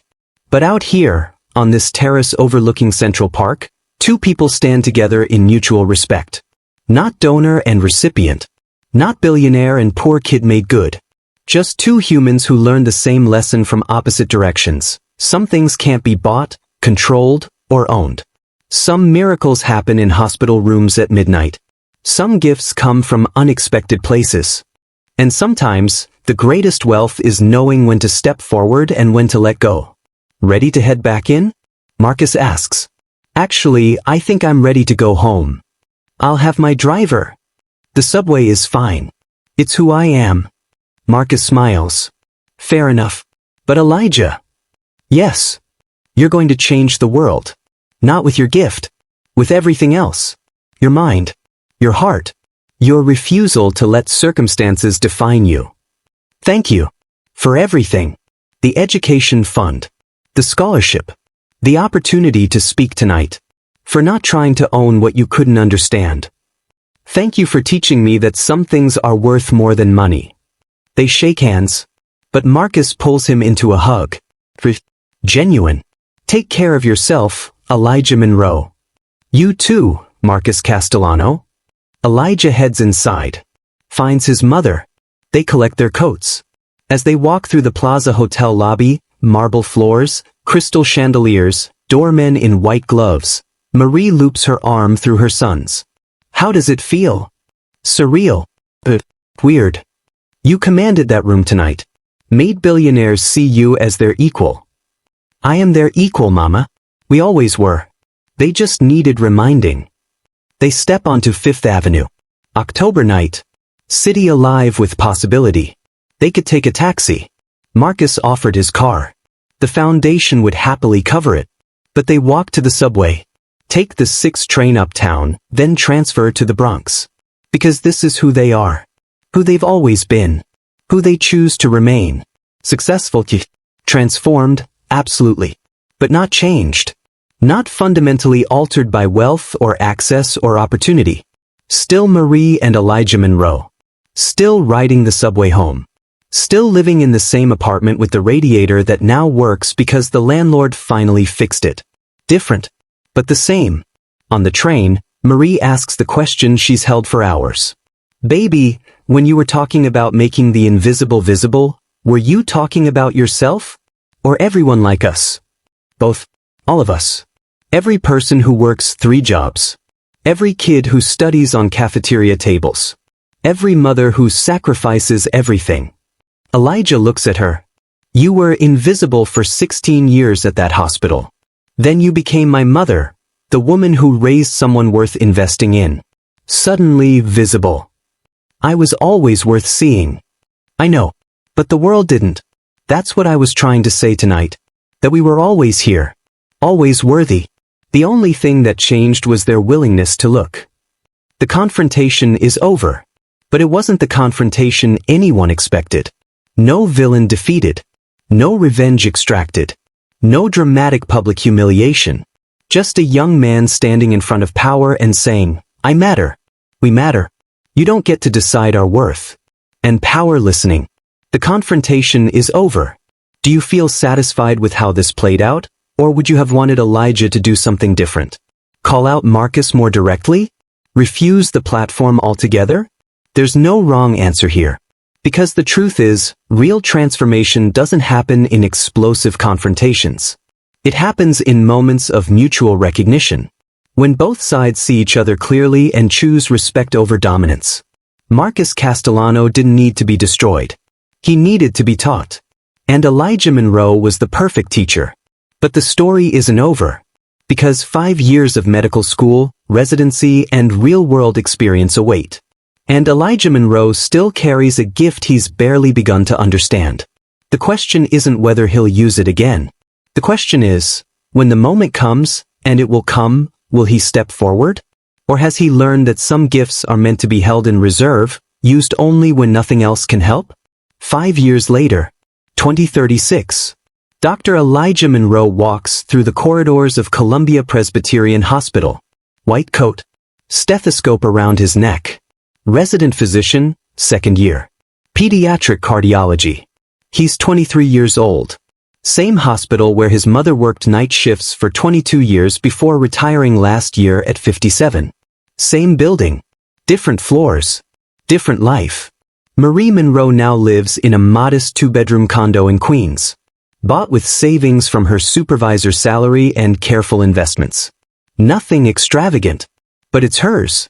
No landlord. No broken radiator. No peeling paint. She volunteers 3 days a week at the Isabella Monroe Castellano Foundation Clinic. Not cleaning. Coordinating. Helping families navigate the system. Being the person she needed when Elijah was born premature 23 years ago. Coming full circle. But on her own terms. Marcus Castellano is 53 now. His empire has grown to $12 billion. But something's changed in how he operates. After that gala in 2031, after Elijah's speech, Marcus restructured his entire business model. Every development project now includes affordable housing units. 20% of all properties reserved for low-income families. His competitors called it commercial suicide. His accountants said it would cost hundreds of millions. 5 years later, Castellano Development Group is more profitable than ever. Because people want to work with someone who cares. Cities fast-track his permits. Communities support his projects. Tenants stay longer, pay reliably, refer friends. Turns out, treating people with dignity is good business. But Marcus's transformation goes deeper than business strategy. He's in therapy now. Has been for 4 years. Working through control issues, childhood trauma, the poverty-to-wealth journey that left him unable to trust anything he couldn't buy. I spent 40 years thinking money solved problems, he told his therapist during their first session. Then a 12-year-old kid showed me it doesn't. And I didn't know how to function in a world where I couldn't control outcomes. Learning to let go. Learning to trust. Learning that uncertainty isn't weakness. Lessons Elijah taught him without trying. Isabella Castellano is 12 years old now. Same age Elijah was when he saved her life. She's brilliant. Top of her class at Dalton. Wants to be a pediatrician. Volunteers at the foundation clinic every Saturday, shadowing doctors, learning medical terminology, asking questions that make specialists pause. She knows her story. Marcus and Victoria told her when she turned 10. Told her about the gift, the healing, the boy who stepped forward when science had no answers. Can I meet him? She asked. When you're ready, Marcus said. When you understand what you're asking. December 2036. Holiday party at the foundation clinic. Isabella is there, helping set up decorations. Marie is there, coordinating family appointments. And by coincidence, or maybe fate, Elijah stops by after his hospital shift. He's in scrubs. Exhausted from a 30-hour rotation. Just wants to drop off some donated medical supplies. Isabella sees him first. She's 12 now. Old enough to recognize faces from photos. Smart enough to connect dots. Dr. Monroe? Elijah turns. Sees this young girl, dark curls, bright eyes, confident bearing. Something familiar about her face. Yes. I'm Isabella. Isabella Castellano. Time freezes. Elijah stares at this child he saved twice. This baby who coded in his hands. This life he pulled back from death through sheer force of will and inexplicable gift. She's real. Healthy. Standing in front of him asking questions about medical school. Hi, Isabella. His voice catches. You've grown. She laughs. I was 3 months old last time you saw me. I didn't have much choice. Marie appears from the back office. Sees them together. Her breath catches. Baby, you okay? Yeah, Mama. I'm good. Elijah looks back at Isabella.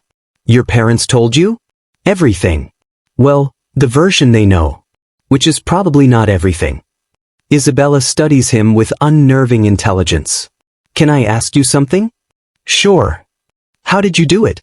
The doctors say spontaneous remission. My parents say miracle. But what do you say? Elijah crouches down to her eye level. This is the question he's avoided for 12 years. I don't know exactly. I just knew your body had forgotten how to heal itself.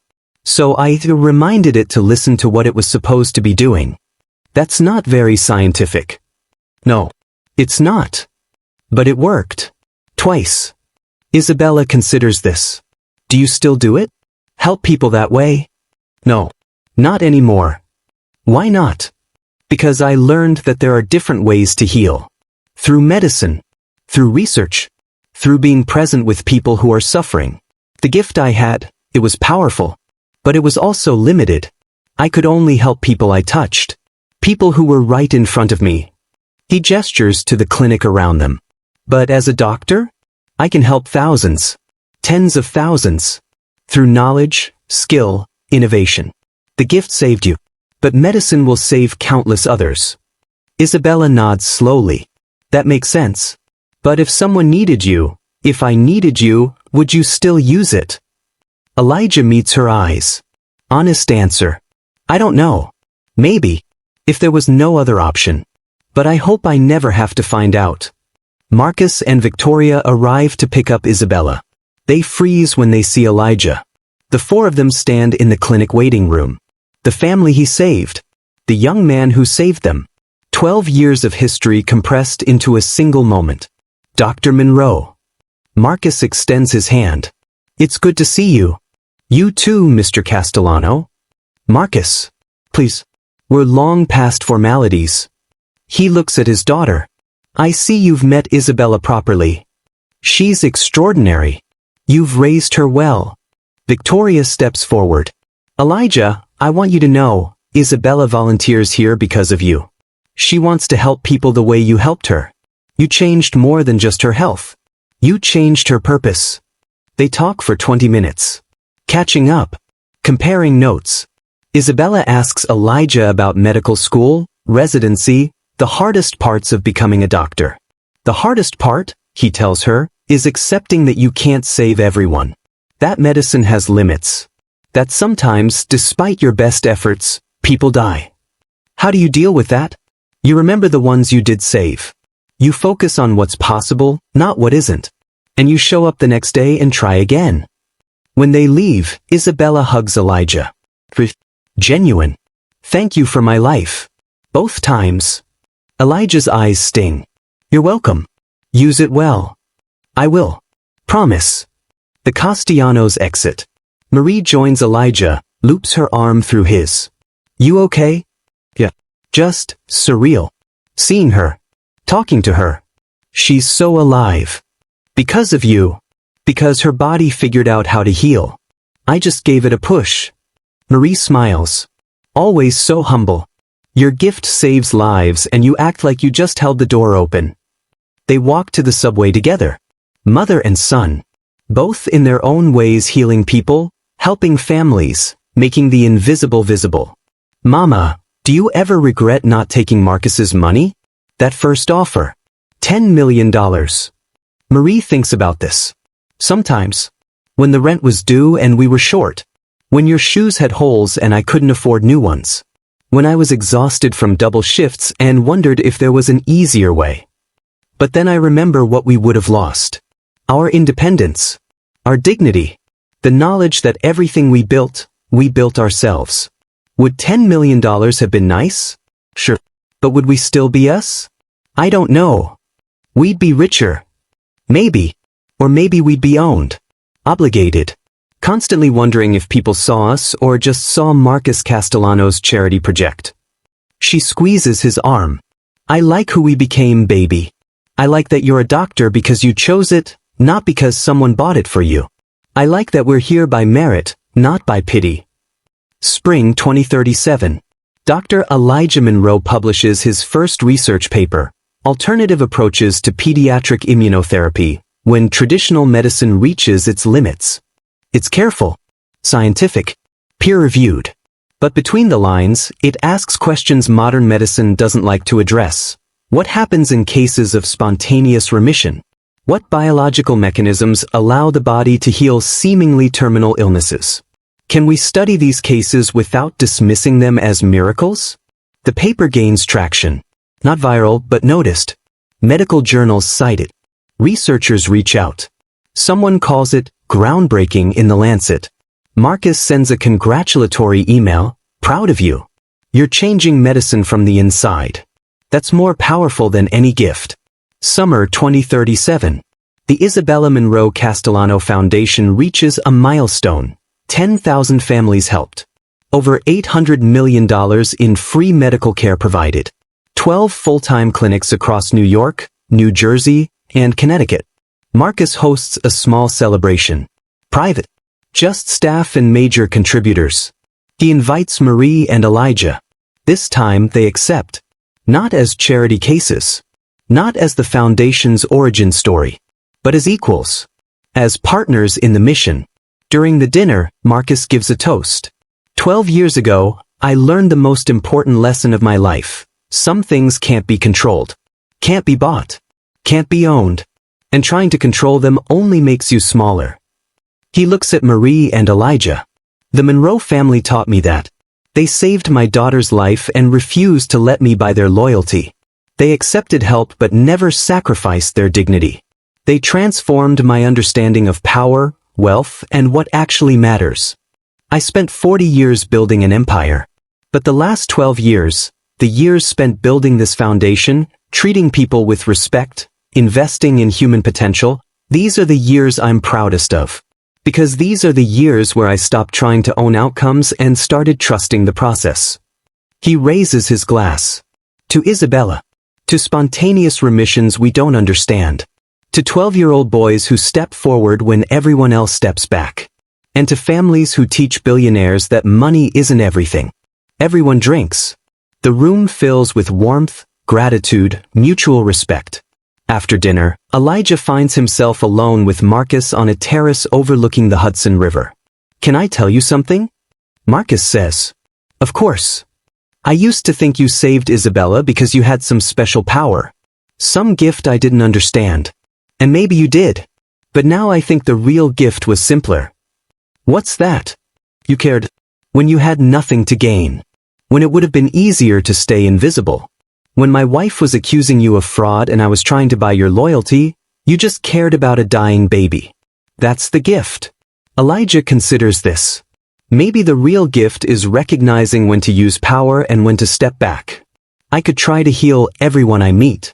Touch every sick person on the subway. But that wouldn't be sustainable. It would destroy me and help relatively few people. So you chose medicine instead. I chose scale. Sustainability. A life where I can help thousands through knowledge instead of dozens through touch. The gift is still there. But it's not who I am. It's just one tool in a larger toolkit. Marcus nods. That's wisdom I didn't have at your age. Hell, wisdom I didn't have at 40. You were busy building empires. I was busy trying to control a world that can't be controlled. Marcus smiles. You knew that at 12. It took me 50 years to figure it out. Fall 2037. Elijah Monroe, now 24, is promoted to chief resident in pediatric cardiology at Columbia Presbyterian. Youngest physician to hold that position in the hospital's history. Marie attends the ceremony. Sits in the front row. Watches her son receive recognition from the same institution where she once mopped floors. The hospital administrator, not Dr. Westbrook anymore, but his successor, gives a speech. Dr. Monroe represents the best of what medicine can be. Brilliant, compassionate, committed to serving the most vulnerable. His research is opening new frontiers in immunotherapy. His patient care is exemplary.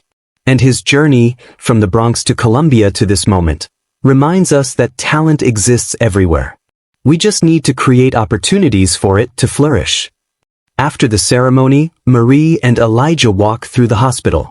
Past the 4th floor ICU where Isabella almost died. Past the corridors where Marie pushed her cleaning cart. Past the break room where she learned about Elijah's first healing. Do you ever miss it? Elijah asks. The night shifts. The routine. God, no. Marie laughs. I miss the paycheck. But the work? The invisibility? Never. You were never invisible to me. I know, baby. But I was invisible to them. To the doctors who walked past without seeing me. To the patients who didn't notice who cleaned their rooms. To the system that paid me minimum wage to keep their hospital functioning. She pauses. Now they see me. Not because I changed. Because I raised someone they can't ignore. That's how visibility works. You become seen when you're connected to someone they already notice. That's depressing. That's reality. But here's what I learned. I don't need their validation. Never did. I know my worth. I always knew it. Whether they saw me or not didn't change who I was. Just changed how they treated me. You should have been treated better. But I wasn't. And I survived anyway. Raised you anyway. Built a life anyway. That's the victory, not that they finally see me, but that I never needed them to. They exit the hospital. Stand on the steps where Marie used to take her breaks. Where she'd call young Elijah to check on homework. Where she'd eat packed lunches because she couldn't afford the cafeteria. Mama, I want to ask you something. And I need you to be honest. Always. Do you believe in karma?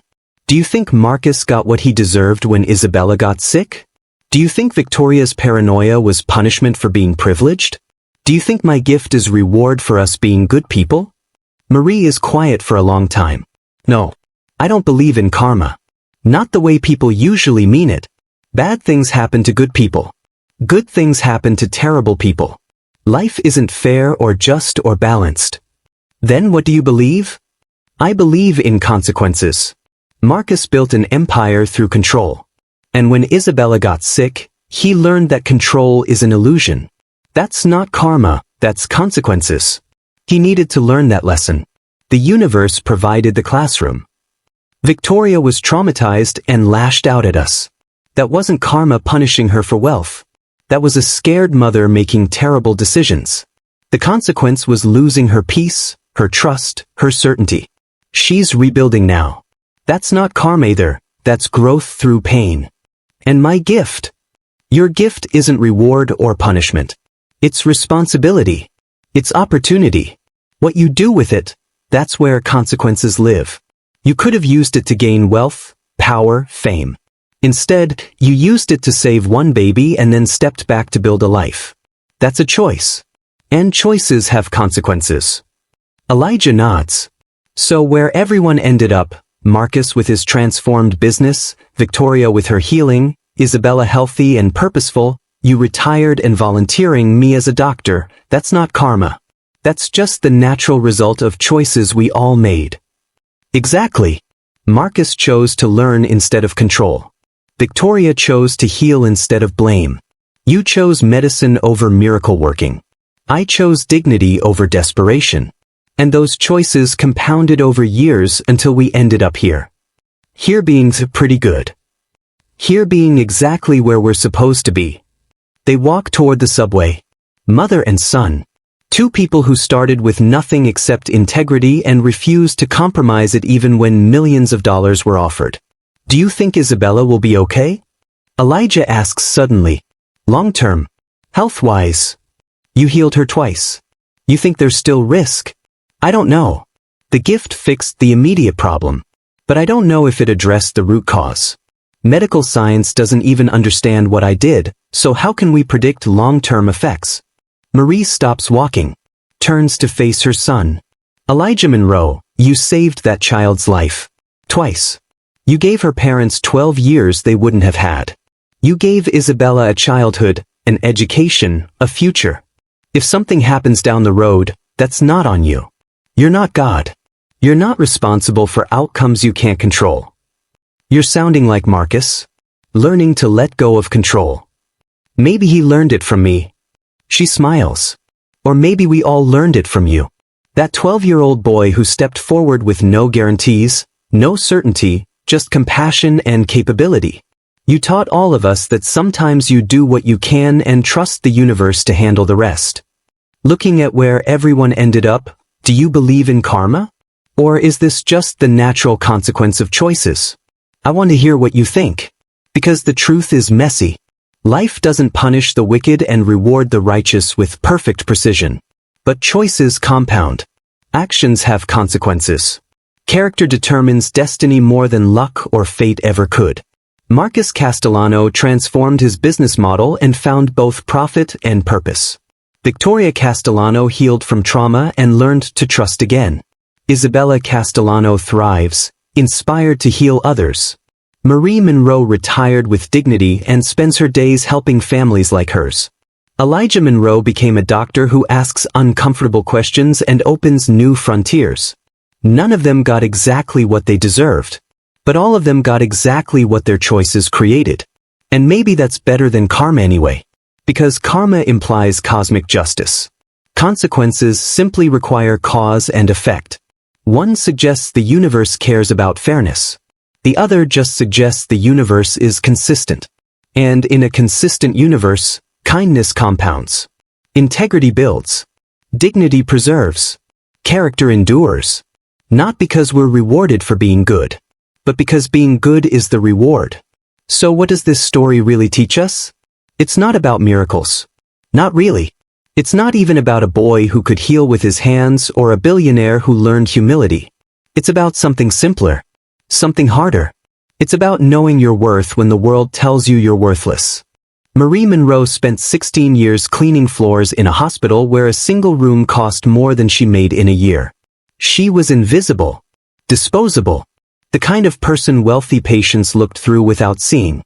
But she never believed their assessment. Never internalized their dismissal. She knew, bone deep, certain, that her value didn't depend on their recognition. That's the first lesson. Your worth is not determined by who notices you. Elijah Monroe had a gift that defied explanation. He could have used it to gain fame, wealth, access to any world he wanted. People would have paid millions for what he could do. Instead, he used it twice. Saved one baby. Then stepped back and built a life on his own terms. Because he understood something most people never learn. Power isn't about what you can do. It's about choosing when not to. That's the second lesson. Restraint is stronger than force. Discipline is more valuable than ability. Marcus Castellano spent 40 years building an empire. Controlling outcomes. Buying solutions. Believing that money could solve anything. Then his daughter almost died. And the only person who could save her refused payment. It shattered his worldview. Forced him to confront the limits of his power. Made him realize that control is an illusion and trust is the only real currency. He could have stayed bitter. Could have resented the Monroes for refusing his money, for making him feel powerless. Instead, he transformed. Changed his business model. Restructured his values. Became someone who gives without needing to own. That's the third lesson. Crisis reveals character. But transformation requires choice. Here's what I want you to understand. This story isn't unique. Right now, someone is working 3 jobs and raising brilliant children. Someone is being overlooked, underpaid, dismissed, while possessing gifts the world desperately needs. Someone is wealthy but empty, powerful but purposeless, successful by every measure except the ones that matter. The question isn't whether you're Marie or Marcus or Elijah. The question is, what will you do with the hand you've been dealt? Marie could have accepted Marcus's money. $10 million. Financial security forever. Who could blame her? But she understood that some transactions cost more than they pay. That accepting that money would have changed the fundamental dynamic. Turned her from someone who helped into someone who was bought. She chose dignity over desperation. Integrity over ease. And in doing so, she taught her son that self-respect isn't negotiable. When someone offers you everything, make sure you're not selling yourself. Elijah could have become a celebrity healer. Built a ministry. Charged thousands per session. Used his gift to accumulate wealth and influence. Instead, he became a doctor. Chose the long, hard path of medical school, residency, research. Traded immediate power for sustainable impact. Because he understood, miracles help individuals. Systems help everyone. Your talent might make you special, but your character determines whether you make a difference. Now let's talk about something uncomfortable, Marcus Castellano's transformation. He didn't suffer enough for some people's taste. Didn't lose his wealth. Didn't experience public humiliation. Didn't get what he deserved. He just learned. Became better. And here's the truth. That's more powerful than revenge. Destroying Marcus wouldn't have helped anyone. But transforming him? That created a foundation that's helped 10,000 families. That's seeded medical school scholarships for hundreds of students. That's changed how one of New York's biggest developers treats low-income communities. Justice through excellence. Not revenge. That's the fourth lesson. And maybe the hardest. Because we want villains punished. We want betrayers to suffer. We want cosmic justice delivered with precision. But real life doesn't work that way. Real life offers something better. The opportunity to become so successful, so grounded, so content that other people's opinions stop mattering. Marie doesn't need Marcus to grovel. She already won. She raised a son who's changing medicine. She retired with dignity. She volunteers helping families like hers used to be. His validation would have been nice 12 years ago. But it's irrelevant. And that's where real freedom lives. Not in forcing people to acknowledge you. In reaching a place where their acknowledgement doesn't matter. The best revenge is becoming someone who doesn't need revenge. So what would Marie Monroe tell someone facing impossible circumstances right now? I imagine she'd say this. Your situation doesn't define you. Your response does. You can be broke and still have integrity. Overlooked and still know your worth. Struggling and still build something beautiful. The people who dismiss you? They're not important. Their opinion of you means nothing. What matters is who you become when nobody's watching. How you treat people when you have nothing to gain. The values you refuse to compromise even when compromise would be easier. That's character. And character compounds. Maybe not immediately. Maybe not visibly. But eventually, inevitably, character determines destiny. What would Elijah tell young people discovering they have gifts the world doesn't understand? Your gift isn't your identity. It's a tool. A responsibility. A starting point. But it's not all you are. The world will try to define you by what makes you different. Resist that. Build a life that's bigger than your gift. Develop skills, knowledge, character. Become someone who matters even if the gift disappears tomorrow. And remember, restraint is wisdom. You don't have to use every ability you possess. Sometimes the most powerful thing you can do is choose not to. What would Marcus tell someone who's achieved wealth but feels empty? Money solves money problems. That's it. It can't buy meaning. Can't purchase purpose. Can't manufacture fulfillment. The real question isn't, how do I make more? It's, what am I building? If you're accumulating wealth just to accumulate wealth, you'll die rich and empty. But if you use resources to create opportunity, solve problems, invest in human potential, that's when wealth becomes meaningful. Not because it makes you important, because it makes others possible. Here's the ultimate lesson from this story. Success isn't about reaching a destination. It's about becoming someone who can handle the journey. Marie succeeded the moment she decided her dignity wasn't for sale. Elijah succeeded when he chose medicine over miracle working. Marcus succeeded when he stopped trying to control outcomes and started trusting the process. None of them arrived. They're all still growing, learning, evolving. But they're doing it with integrity intact. With values uncompromised. With character as their foundation. And that's the definition of true wealth. Being able to look in the mirror and respect who's looking back. Not because you're perfect. Not because you've never struggled or failed or made mistakes. But because when faced with impossible choices, you chose character over convenience. When offered shortcuts that compromised your values, you took the long road. When the world tried to tell you who you were, you insisted on defining yourself. Isabella Castellano will grow up knowing she was saved by someone who asked for nothing in return. She'll carry that knowledge into medicine, into her own practice, into her interactions with patients who can't pay. That's legacy, not the foundation bearing her name. The values she'll embody because of the example set 12 years ago. Elijah Monroe Jr., Marcus and Victoria's son, will grow up hearing stories about his namesake. About gifts and restraint and choosing impact over fame. That's a legacy too. Not the money Marcus leaves behind. The transformation he modeled. And Elijah Monroe, the original, the healer, the doctor, will spend his life helping people. Not because he has to. Because he chose to. Because somewhere along the way, he learned that purpose matters more than power. That's the legacy that endures. Not what you can do, but what you choose to do with it. So as we close this story, I want you to ask yourself, what's your gift? Not supernatural ability, your actual, real-world gift. The thing you're good at. The advantage you have. The opportunity in front of you. Now ask, what are you building with it? Are you using it to accumulate? Or to create? To control? Or to liberate? To elevate yourself? Or to lift others? Marie Monroe cleaned floors and raised a doctor. That's success. Elijah Monroe healed 2 people and will help thousands more through medicine. That's the impact. Marcus Castellano built a real estate empire and learned that people matter more than property. That's transformation.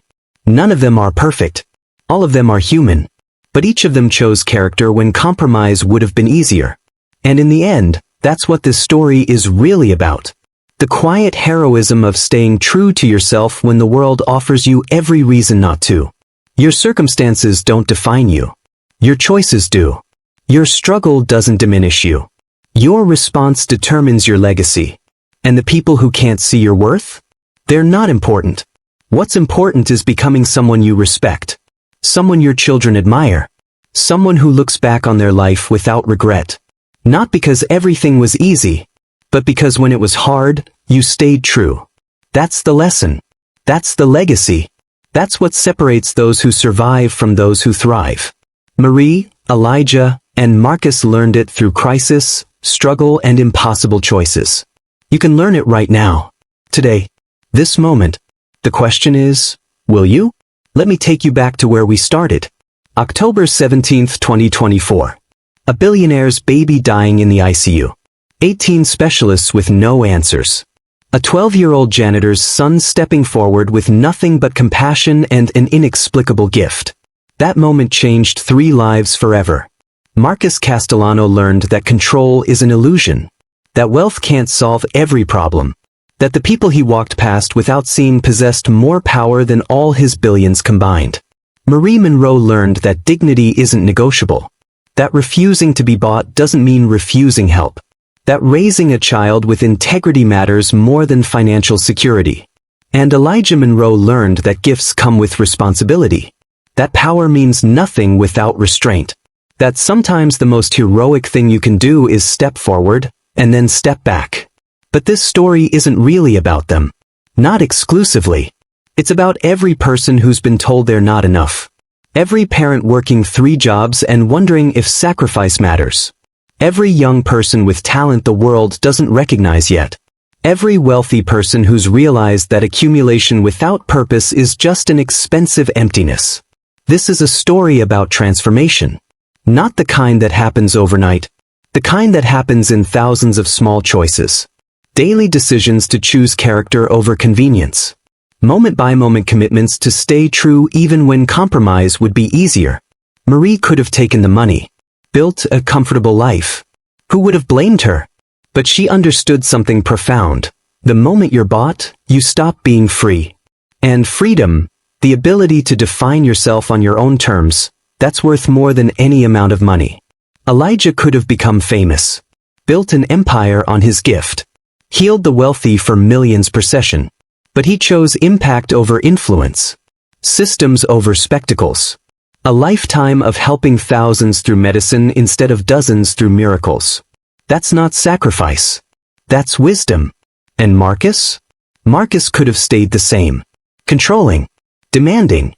Believing his wealth entitled him to outcomes. Instead, he let a 12-year-old teach him what 40 years of success couldn't. That some things can't be owned, controlled, or purchased. That gratitude means giving without taking. That true power is knowing when to let go. 12 years later, all 3 are thriving. Not because life was fair. Not because karma delivered perfect justice. But because they made choices, difficult, daily choices, that compounded into transformation. That's the lesson.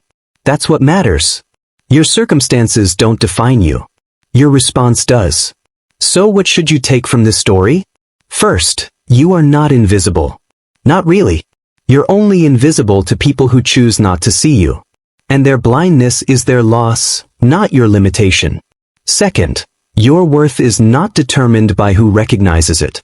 Marie Monroe had value long before Marcus Castellano needed her son. That value didn't change based on his opinion. Neither does yours. Third, real wealth isn't measured in bank accounts. It's measured in integrity, in relationships, in being able to look in the mirror and respect who's looking back. Fourth, gifts, whatever yours are, come with responsibility. Use them, but don't let them define you. You're more than your talent, more than your advantage, more than what makes you different. And finally, the best response to those who diminish you isn't revenge. It's building a life so grounded, so purposeful, so authentic that their opinions become irrelevant. Not because you prove them wrong, because you outgrow their relevance entirely. If this story moved you, inspired you, or taught you something valuable about resilience, dignity, and what truly matters, please leave a like and share your biggest takeaway in the comments. I read every single one, and your insights make this community special. Tell me, what moment resonated most? Was it Marie refusing the money? Elijah choosing medicine over miracles? Marcus learning humility? Isabella growing up healthy and purposeful? Your perspective matters. Your story matters. And I want to hear it. And if you haven't already, hit that subscribe button. Because I'm committed to bringing you stories like this, stories about transformation, resilience, and the quiet heroism of staying true to yourself when the world offers every reason not to. Thanks for being here. Thanks for staying through this entire journey. And thanks for being the kind of person who values substance over spectacle. See you on the next one. Remain blessed. And remember to subscribe to the channel. Before I go, I want to leave you with this. You are not defined by what others think of you. You are defined by how you respond when life tests you. Marie, Elijah, and Marcus proved that the best response to cruelty, dismissal, or impossible circumstances isn't bitterness. It's not revenge. It's not even forgiveness, necessarily. It's building a life so beautiful, so grounded, so true that your critics become irrelevant. Not because you proved them wrong. Because you outgrew the need for their validation. That's freedom. That's success. That's legacy. Until next time, stay strong. Stay focused. Stay true. And never, never, let anyone convince you that you're nothing. You're everything you choose to become. Now go become it. I love you all.